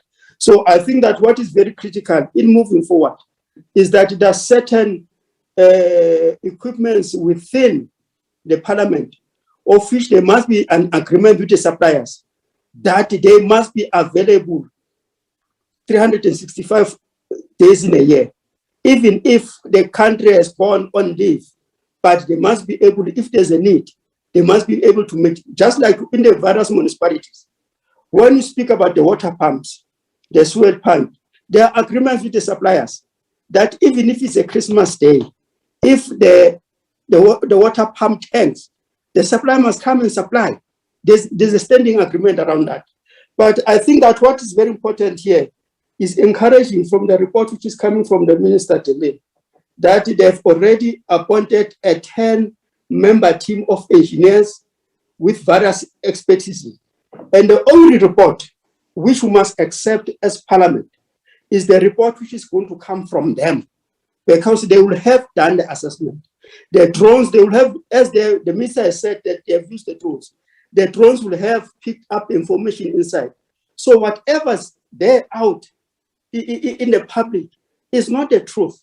It's there just to create chaos. So I think that what is very important, what is very important about this meeting is that I strongly suggest that even the interim report, the first interim report, when it comes out, it must be delivered to these committees. The executive authority of parliament and the minister must alert the co-chairpersons of all the committees, the 4 committees which are here, so that on the day it is released to these committees, because that's where they account. They don't account to the media.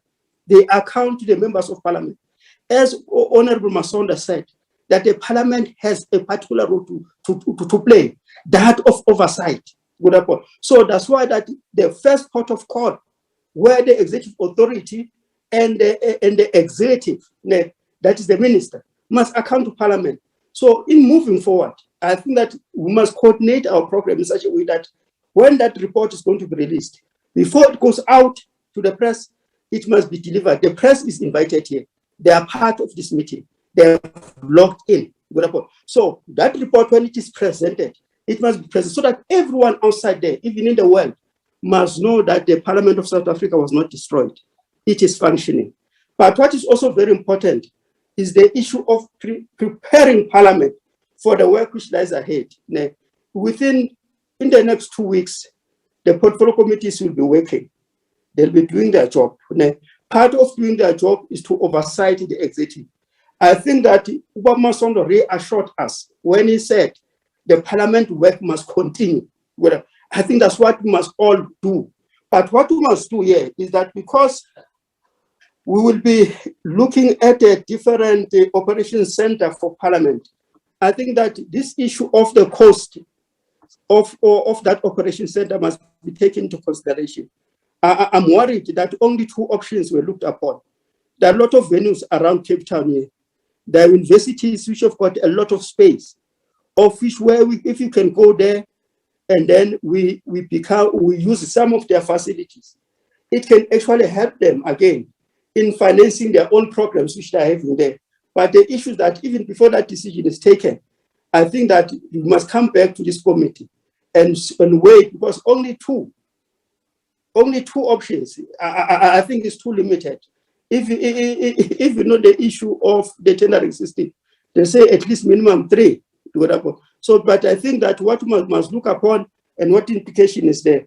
But apart from everything what has happened here, I think that we must appreciate the Speaker, the Executive Authority of Parliament, the Minister, and the presiding officers for the work which they've done in doing in handling the situation.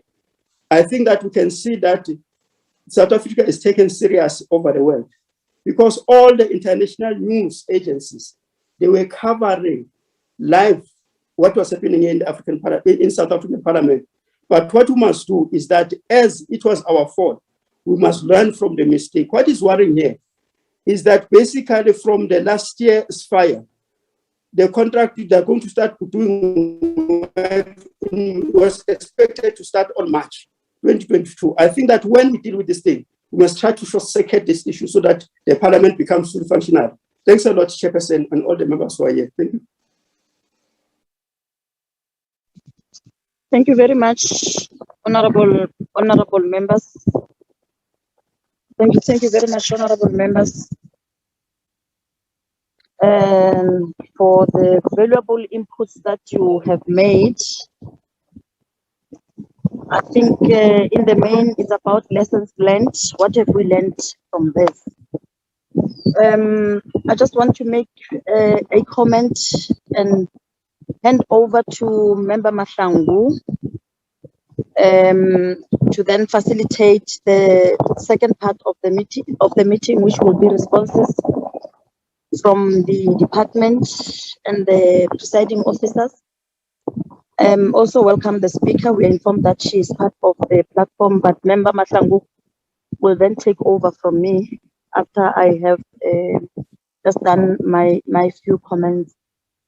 I think listening to what members have been saying, sometimes if you have a picture, it helps, because now you know exactly what you're talking about. But I want to also conclude that the room 454 fire that has cost Parliament 11 million as a rounded figure in few months. It has also been affected. I just want to be clear on that one. Coupled to that, there were offices that were being renovated. So members spoke about public works doing this and moving from one project to another, that their work is not coordinated, and we at some point don't understand what is it that they are doing. Maybe in the next meeting we would want them to give us a breakdown of how much they have spent in terms of renovations in Parliament, the previous fire, and maybe the report on this fire as well. It will be available. At least we should have a rounded figure for us to know.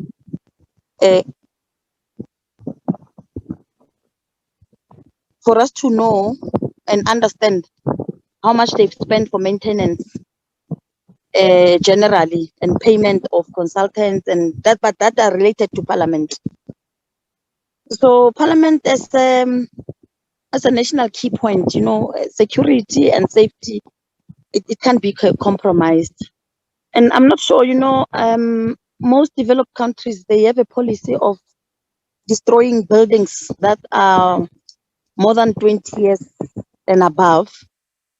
Maybe it's something that we also need to start looking into, because sometimes maintaining an old building, it becomes more expensive than just building a new fresh building.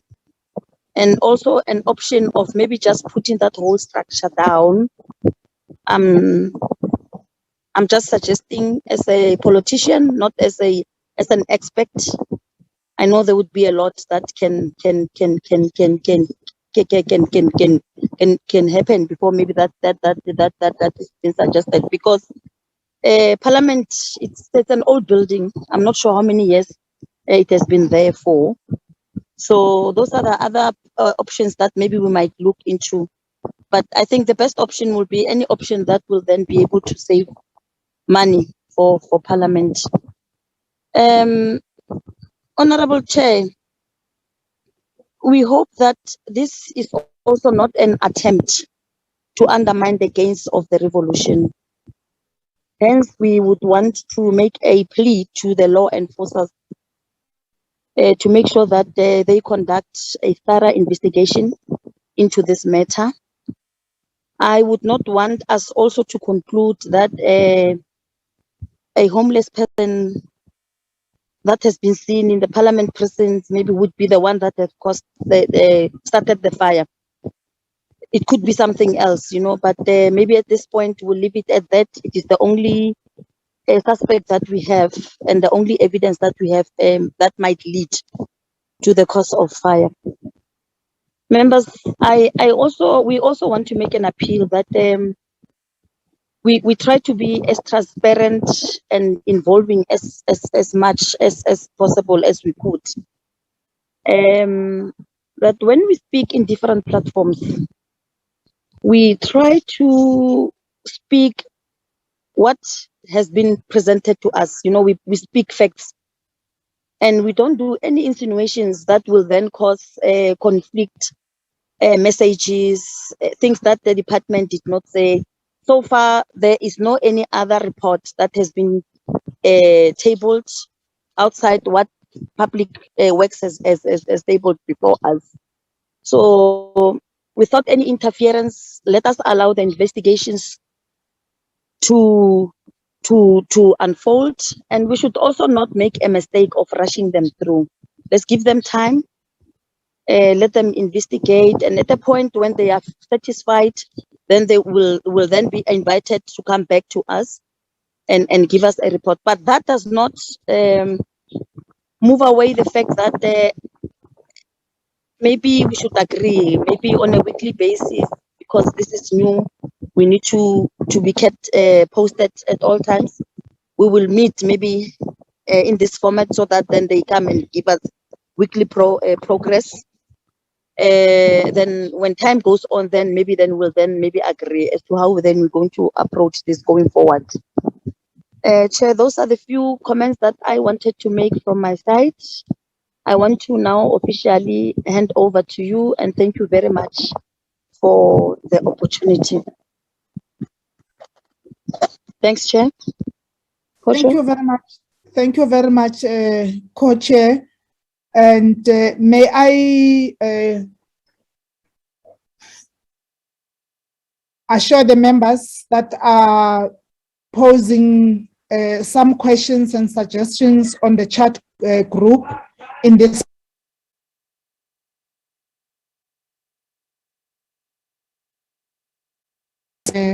dominating the chat group is the report, Minister, from Public Works. Members are requesting, but also Cindy, the committee secretary, has given her email address that whoever wants that, I think also media will want that, but more especially members, because this meeting has been broadcasted at all media, if mostly, if not mostly, media houses. They are part of this. So this is a history, and it's something that is next to the people's heart. And the other thing that I want to request, as the co-chairperson has just handed over to me, we have heard from members that you'll be having another meeting at 5. I think the leadership that is here, you are going to have another meeting at 5, and we are left with 28 minutes from now on. So I'm going to request that, I don't know if the speaker will want to speak now, or she will speak at the end of your responses, because she was not here, and allow, maybe firstly, let me allow the acting secretary, because there are questions that are directly posed to Parliament itself, and it's, we cannot say Public Works and Infrastructure must respond to that, would be unfair to them. Can we give you Mechawa? Can we please just browse through the questions? And I think we're going to need frequent meetings starting from now, so that we are not left behind, as other members have suggested. I'll request the Mechawa and Public Works Minister and your team just to give responses. And we are aware that you don't have full information. Also, you are relying on other people to give you information. And then thereafter, we'll give over to the secretary. But in the responses, I think you can also suggest the way forward, because we want the way forward. Going forward, how are we going to deal with this matter? We can't wish it away. Mechawa. Can you Coach, talk, ma'am? Yes, Coach, we can. Thank you so much. I want to thanks very much for all the questions that were raised about occupational health and safety report, about the work of the parliamentary. Can you hear? Oh, no.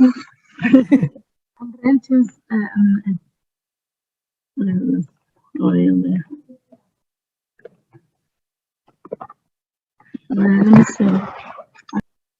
Okay. Thank you. Thank you very much.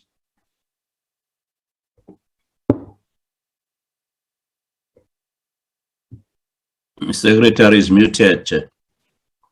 You are muted, madam. I was just saying, according to what we've been listening very carefully with our managers, we will, because we don't have a written report, instead of doing a narrative, we're going to liaise with the Secretariat, Cindy, take up all the points that you've raised, and pull together a report for the committee, as we normally do present that report to the Joint Standing Committee of Parliament. So I'm asking that the committee allows us to do that and study all the points that have been raised. by the members. Thank you very much, Chairperson, if you allow me. Okay. Can we make life easier for both of us, yourself and your team, and also the members here and interested parties, that we agree on a time frame?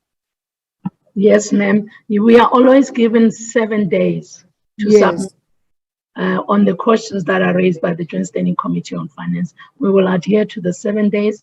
I will consult with my managers. I'll consult with Public Works, whom we work with jointly, and submit that to yourselves. Thank you so much, Coach. Can I hear from the members? Because it's not for me to make a decision.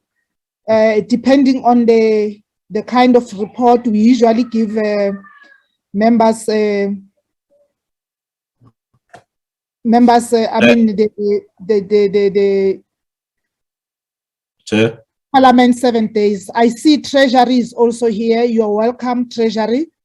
Who's calling for my attention? Honorable Singh, is it you? It was high. I think it was Honorable Is Khai. it Honorable Singh? Somebody is calling. Oh, Honorable Khai. Yeah, Chair, I was going to suggest that Honorable perhaps Khai. we should have. Yeah, can you hear me? Can you hear me, Chair? Honorable Khai. Yes, I Can can you hear hear you. me? Oh, because the Chair keeps on calling my name.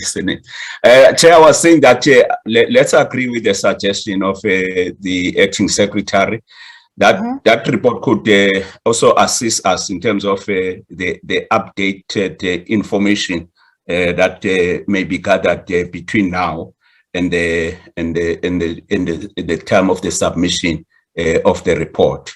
But also, I would like the report, those areas that we have been emphatic on, the details, the final details on those issues that why, particularly about the functionality of those areas that continuously are maintained.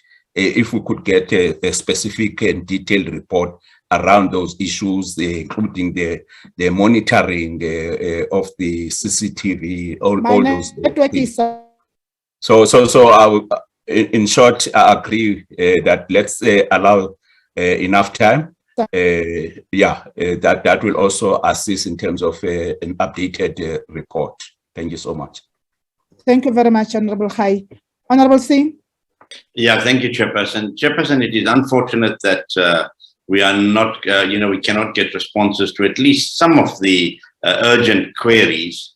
I believe that some of them could have been answered by the ASTP because there have been media conferences, etc., and answers have been given to some of the questions that honourable members have raised.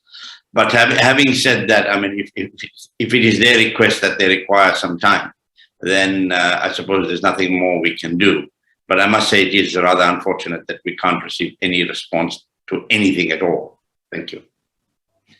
Thank you, Honorable Singh. I hear what you're saying, but we must not feel like we are being pressurized. If we think it's possible for us to get that report before 7 days, and the report that we will be getting will be informed and will be helpful for us to have a way forward. We must not feel allowed to be oppressed. I understand what she's saying as well. Honorable Lisuma. No, Honorable Chair, please allow me not to put my veto. I've got a challenge of connectivity. One Chair, I would like to align myself with the Honorable Khai. Safe to say that if they can do it within 7 days, not actually 7 days, that will be highly appreciated. But also the other points that were posted, also if we can get responses on those ones as well. Thank you very much. Thank you. Honorable Mautwe. No, thank you very much, Chair. Chair, I'm very worried that we spent almost 3 hours now. We're heading for the 3rd hour now, and we're told that none of our questions can be responded to, and in response we need 7 days. It can't be correct. This is a very serious and urgent matter. For that matter, this meeting was called as an urgent meeting to come and give clarity. So all we're asking is for clarity on the questions that we've asked. I mean, why then were we convened to come here and to listen? We are setting a wrong precedence. Already we've got a president in the country who doesn't take questions from anyone, including the media, when he does press conferences. So this is the same as a press conference, because we now can't be receiving questions. It's unacceptable. And we're saying it can't be that all questions, all of them, none of them can be responded to.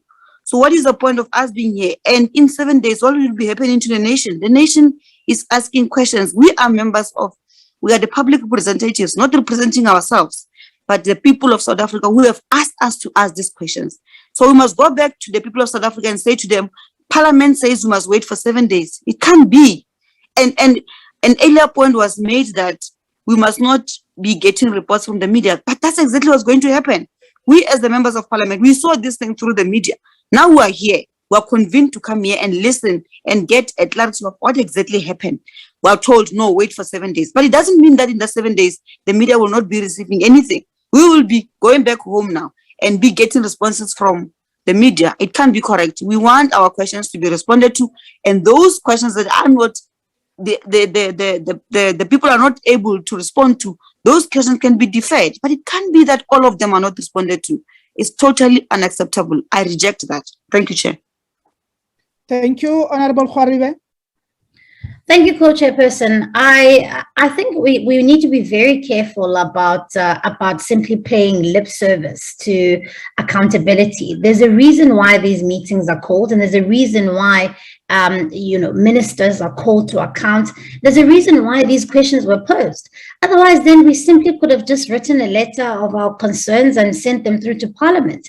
But there needs to be accountability. And it doesn't mean to say that the questions that can't be answered now can't be deferred, as the colleague before me said. They can be, but there are questions that can be answered now. I find it absolutely mind-boggling, for instance, that the Accounting Authority of Parliament has not said a single word. Not a single word has been said by Parliament about this incident. We've not heard from her about exactly what has gone down and what is the account, and particularly what Parliament is doing to essentially ascertain what has gone on. This is absolutely unacceptable. We can't accept this as members of Parliament, because ultimately then we're negating our duties as holding the executive to account and getting answers and getting to the bottom of this. And so I plead with you that regardless of the time constraints, that there needs to be other answers. Otherwise, then we've just wasted our time. And quite frankly, it's an embarrassment for the people of South Africa who are watching at home, who are simply seeing us just rubber stamp and simply listen to a presentation and not interrogate it. I think it's an insult, and I think that we should really be given an opportunity to interrogate some of these presentations. Okay, before I give to Honorable Mazoni, I think to a certain extent we agree. And there's a reason why I requested Mechawa to speak. And in our responses now about the 7 days, the 7 days speaks to the Parliament point of view. And we still have the Speaker, unfortunately, was not here. I'm not sure if the chairperson is here. Hence, I said to Mr. Honorable Singh when he spoke to say, we must not feel, pressurized to agree to that. And I see you, Minister. You can take your hand down. I see you. The 7 days does not apply to public works. The minister and the team, they're here to speak. And majority of the members here were not part of the meeting of the morning. Hence, the members felt it important to be part of this meeting. It was really expected of you to say something, but I will allow members to engage, and because that's how I usually do that, members must engage. It's their meeting, and I'll be guided by them. Honorable Mazoni.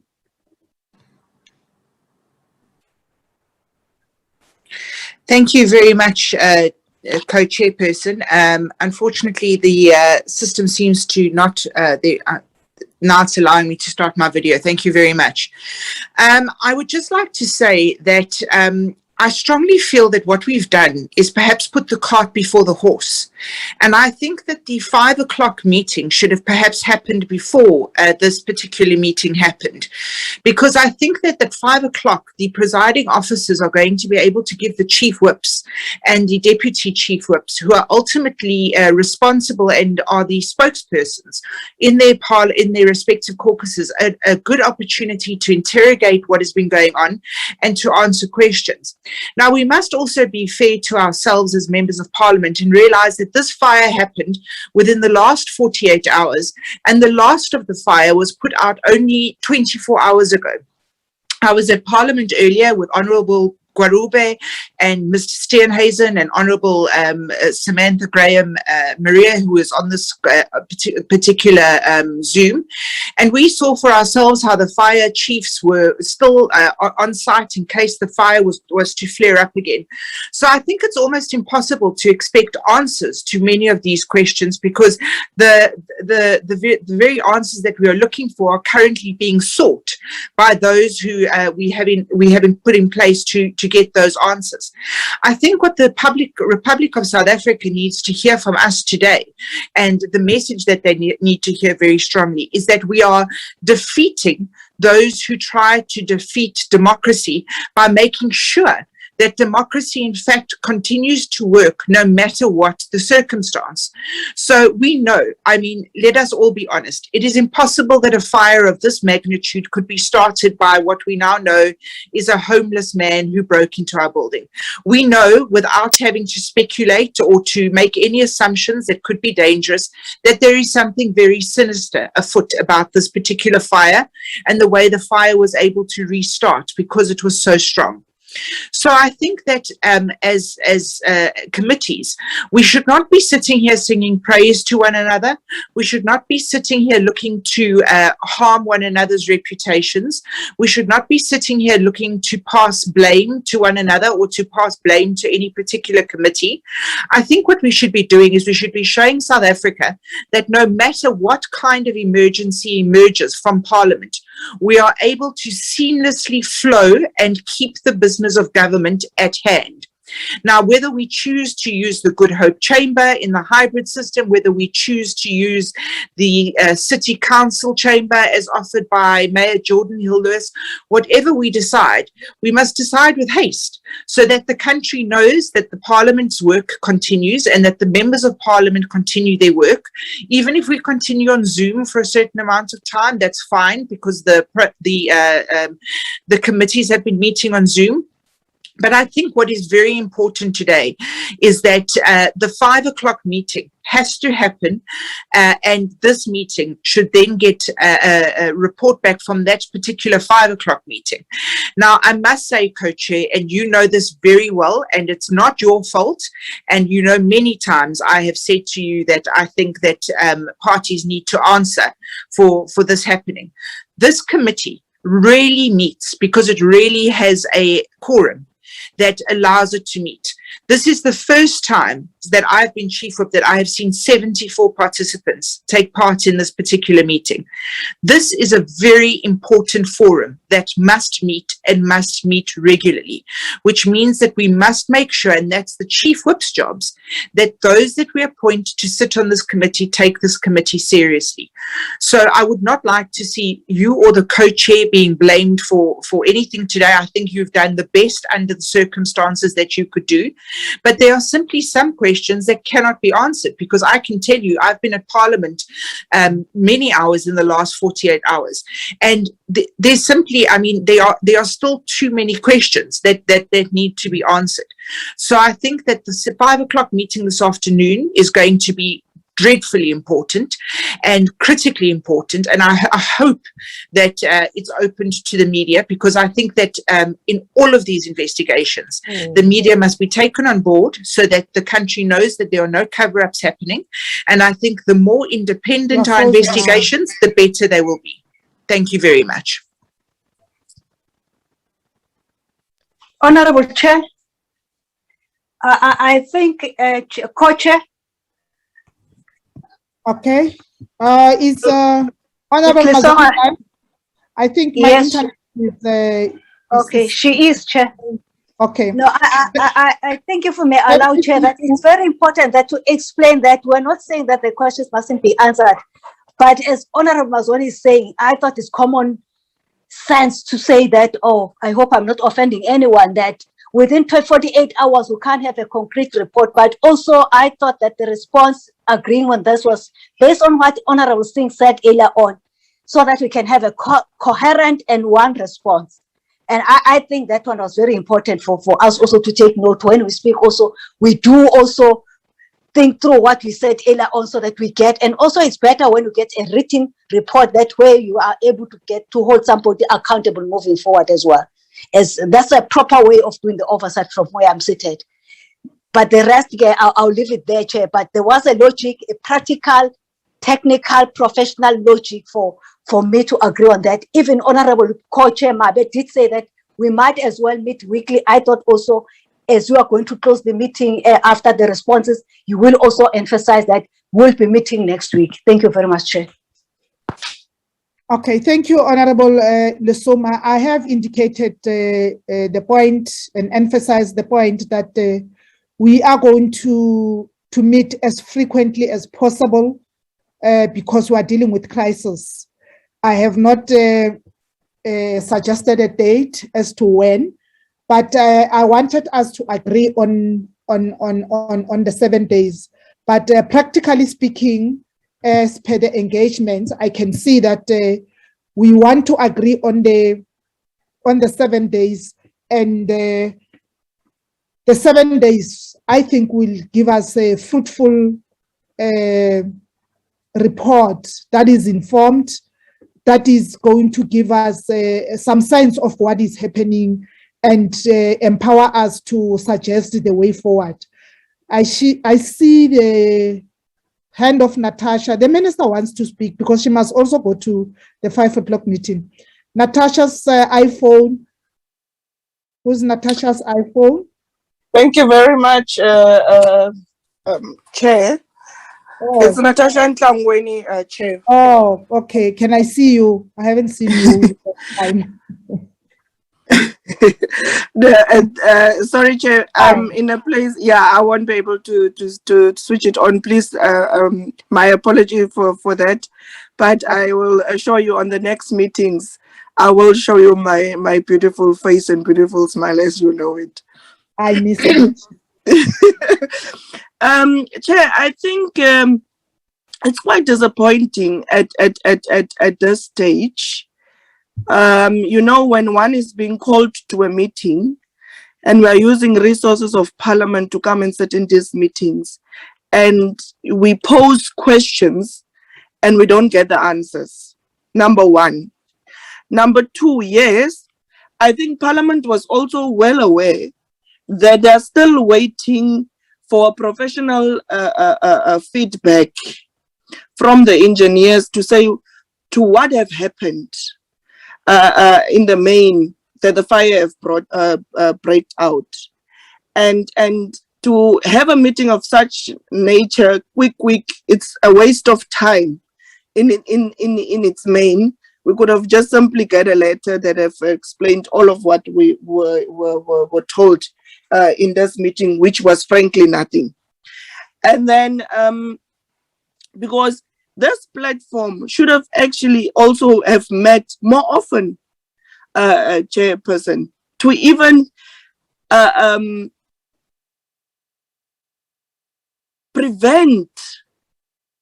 prevented such crises to have happened.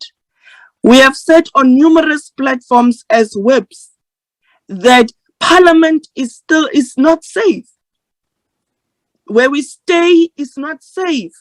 We have had numerous complaints about police and how they are handling their work, and nothing have happened. And yet we are told that this platform must meet frequently and it doesn't meet and all of that. And it's quite a shame to even say that as a whip. It's quite a shame. And I think there have been many proposals. And it's not a need, it's not a must. What is this entitlement that we feel that the DA is having towards that this Parliament must just sit in Cape Town? The president can have his State of the Nation on Zoom. There's no problem. It's even saving Parliament more money to do the renovations that they claim they want to do. So this thing of wanting, just having an obsession with having this State of the Nation in Cape Town, it's really ridiculous. So we need to stop with this obsession that the president can't even now think with other venues. He's having an office, he can have it on Zoom. There's not a crisis here. There's not a crisis. It's quite disappointing that you even, I'm even speaking, Chair, and Natasha Mazzoni never disappoint at wanting to attack me. She even goes to the chats while I'm speaking. And it's quite sad that on this platform, you have a chief whip that just want to act simply like a child. And it's quite disappointing each and every time. So I will leave it at that, Chair. Let's meet frequently to find common solutions to the problem that we are facing currently. Cape Town is not the high and mighty place that it must be. The president must meet and have his State of the Nation in Cape Town. He can have it on Zoom. We have been operating on Zoom for 2 years. There's nothing that is going to stop us with the work of Parliament by simply a fire that a homeless man is being framed by the perpetrators that are sitting behind this Thank fire. you, Natasha. Thank you, ma'am. Is Natasha done? I'm done. I'm struggling with Chair. the network here. Where I'm am. done, Chair. I'm done. Thank you so much. Okay. I think, honorable members, we need not to be emotional when we deal with this thing. And it's easy to go overboard and allow our emotions. As much as we feel aggrieved or we feel unhappy, let's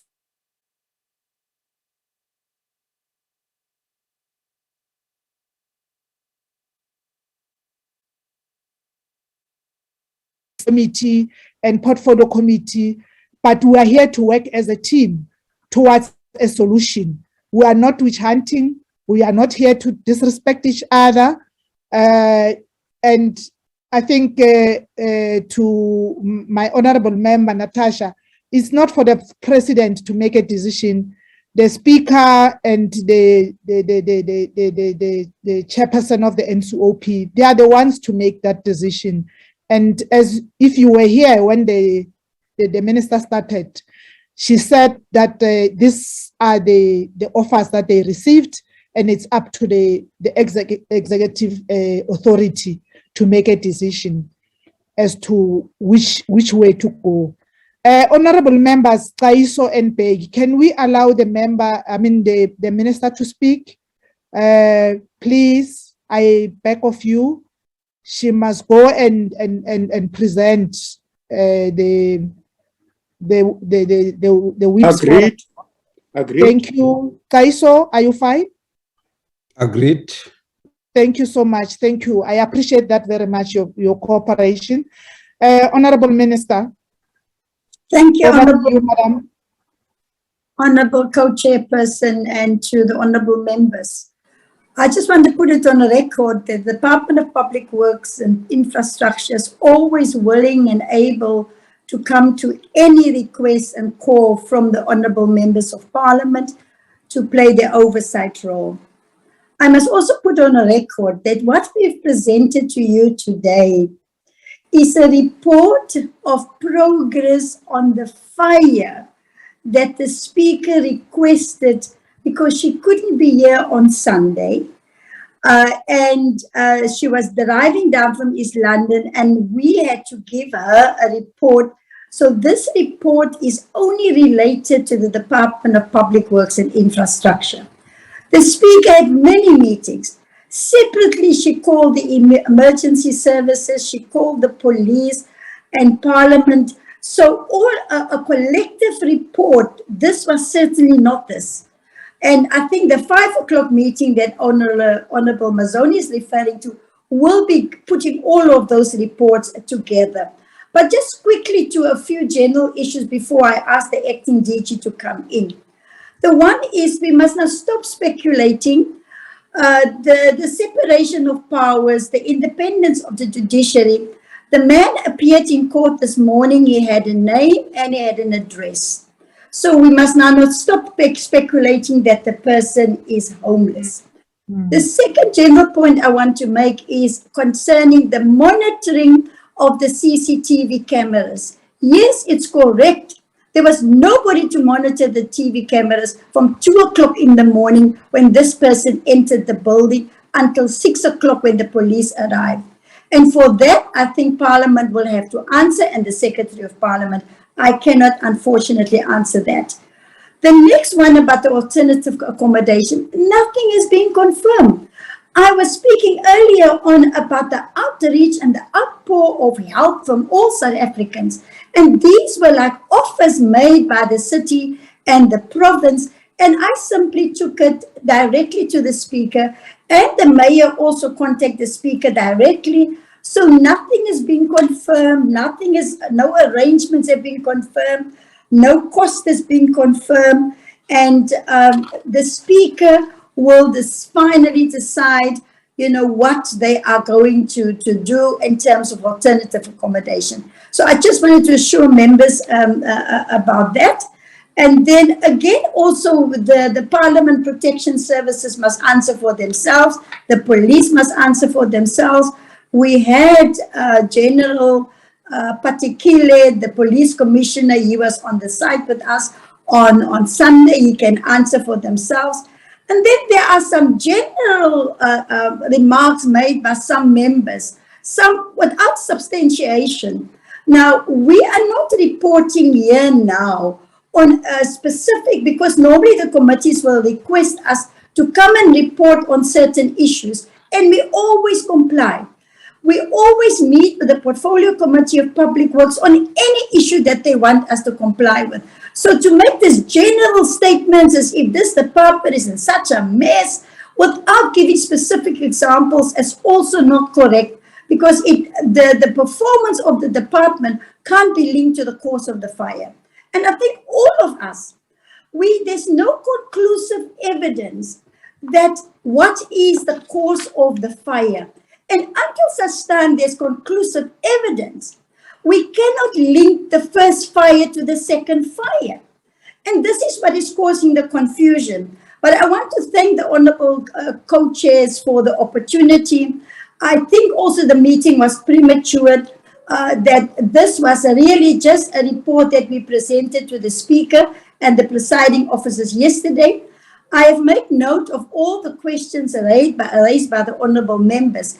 And then in the final report, we will include the answers also to those questions raised by the honorable members today. So I just want to say thank you for the opportunity, Chairperson. Thank you very much, Honorable Minister, for the responses.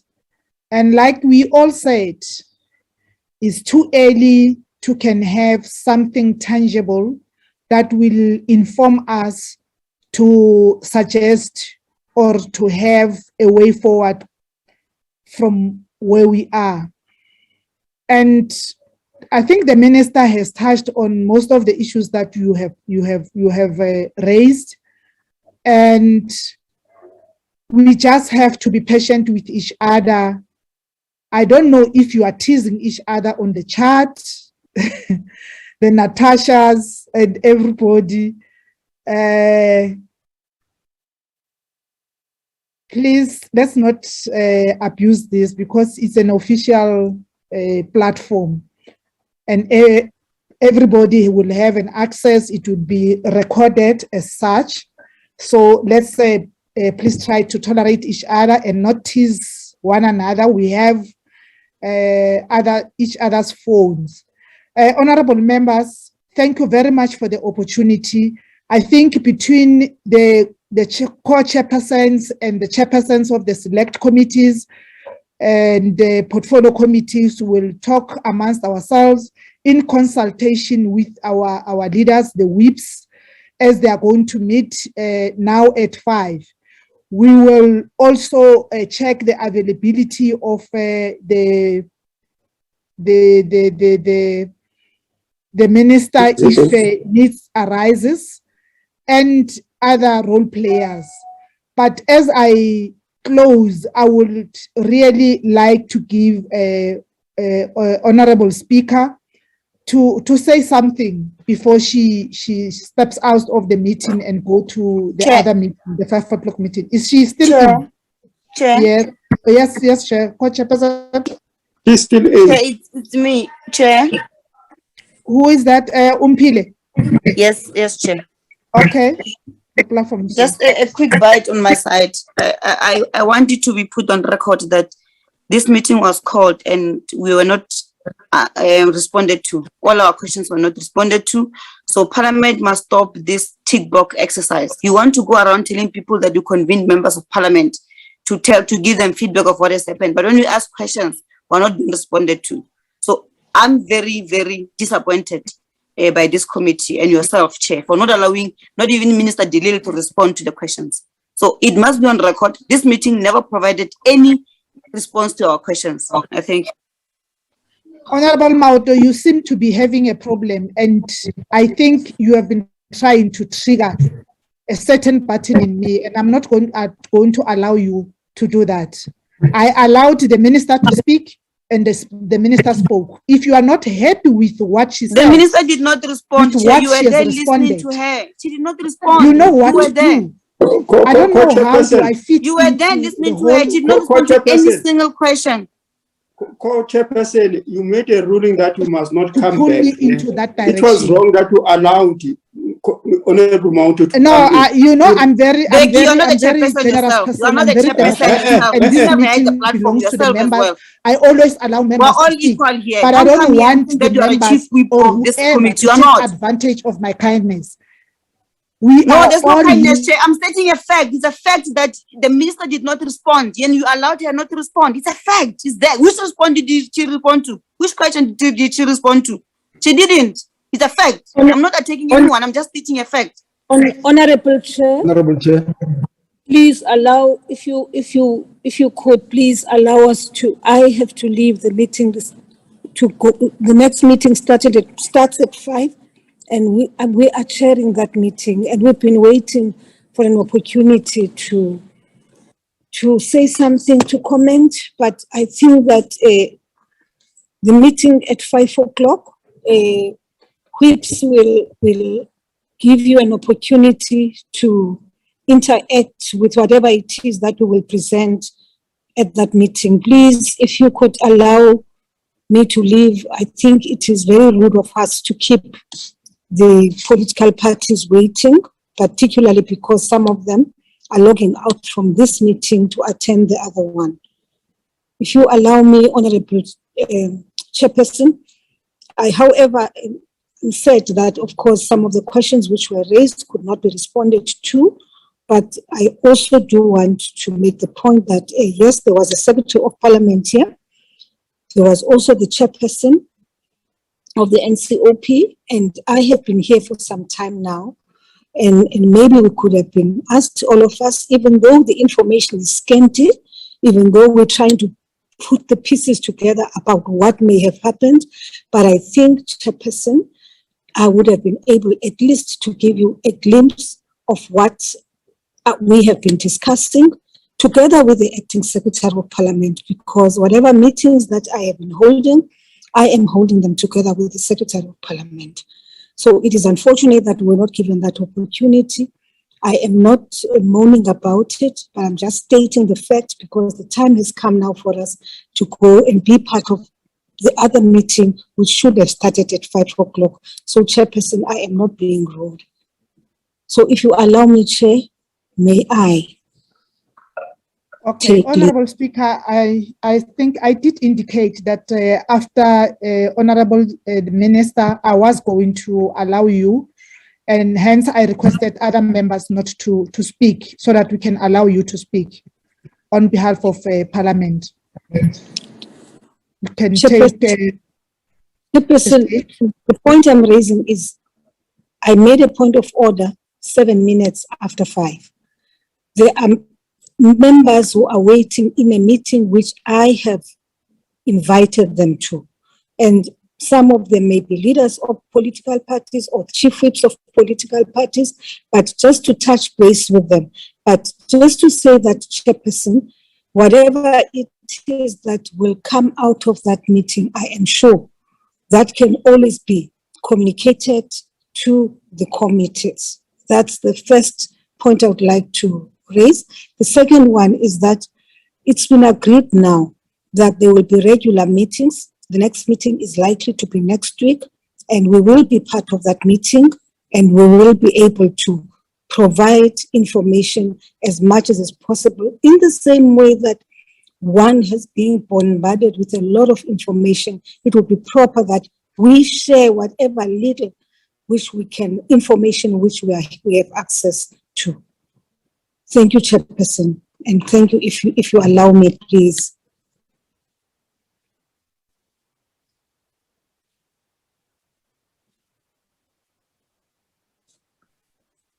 Responsible and to recommend measures. Chairperson, may I take leave?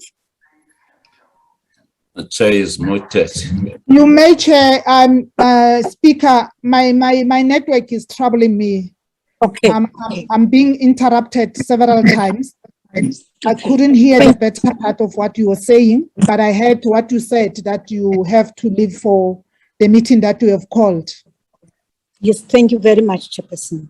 Thank you. Thank you. Honorable members, I want to take this opportunity once more to thank you to avail yourselves for this meeting, and also thank the stakeholders who were part of the meeting, the media who communicated the proceedings of this meeting to the community of South Africa. Thank you very much, honorable members, and we will see each other the soonest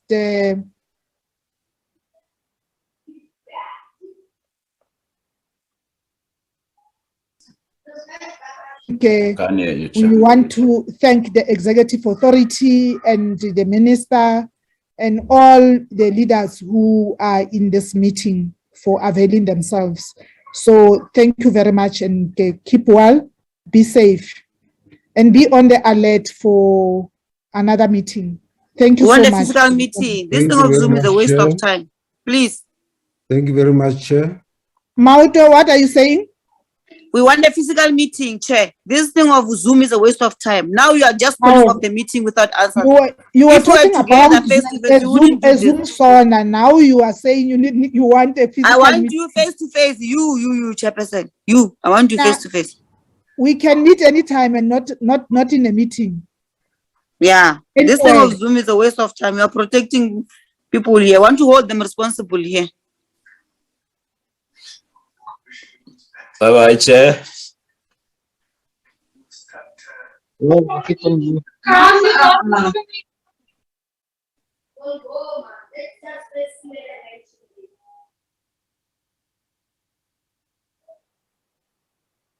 Oh.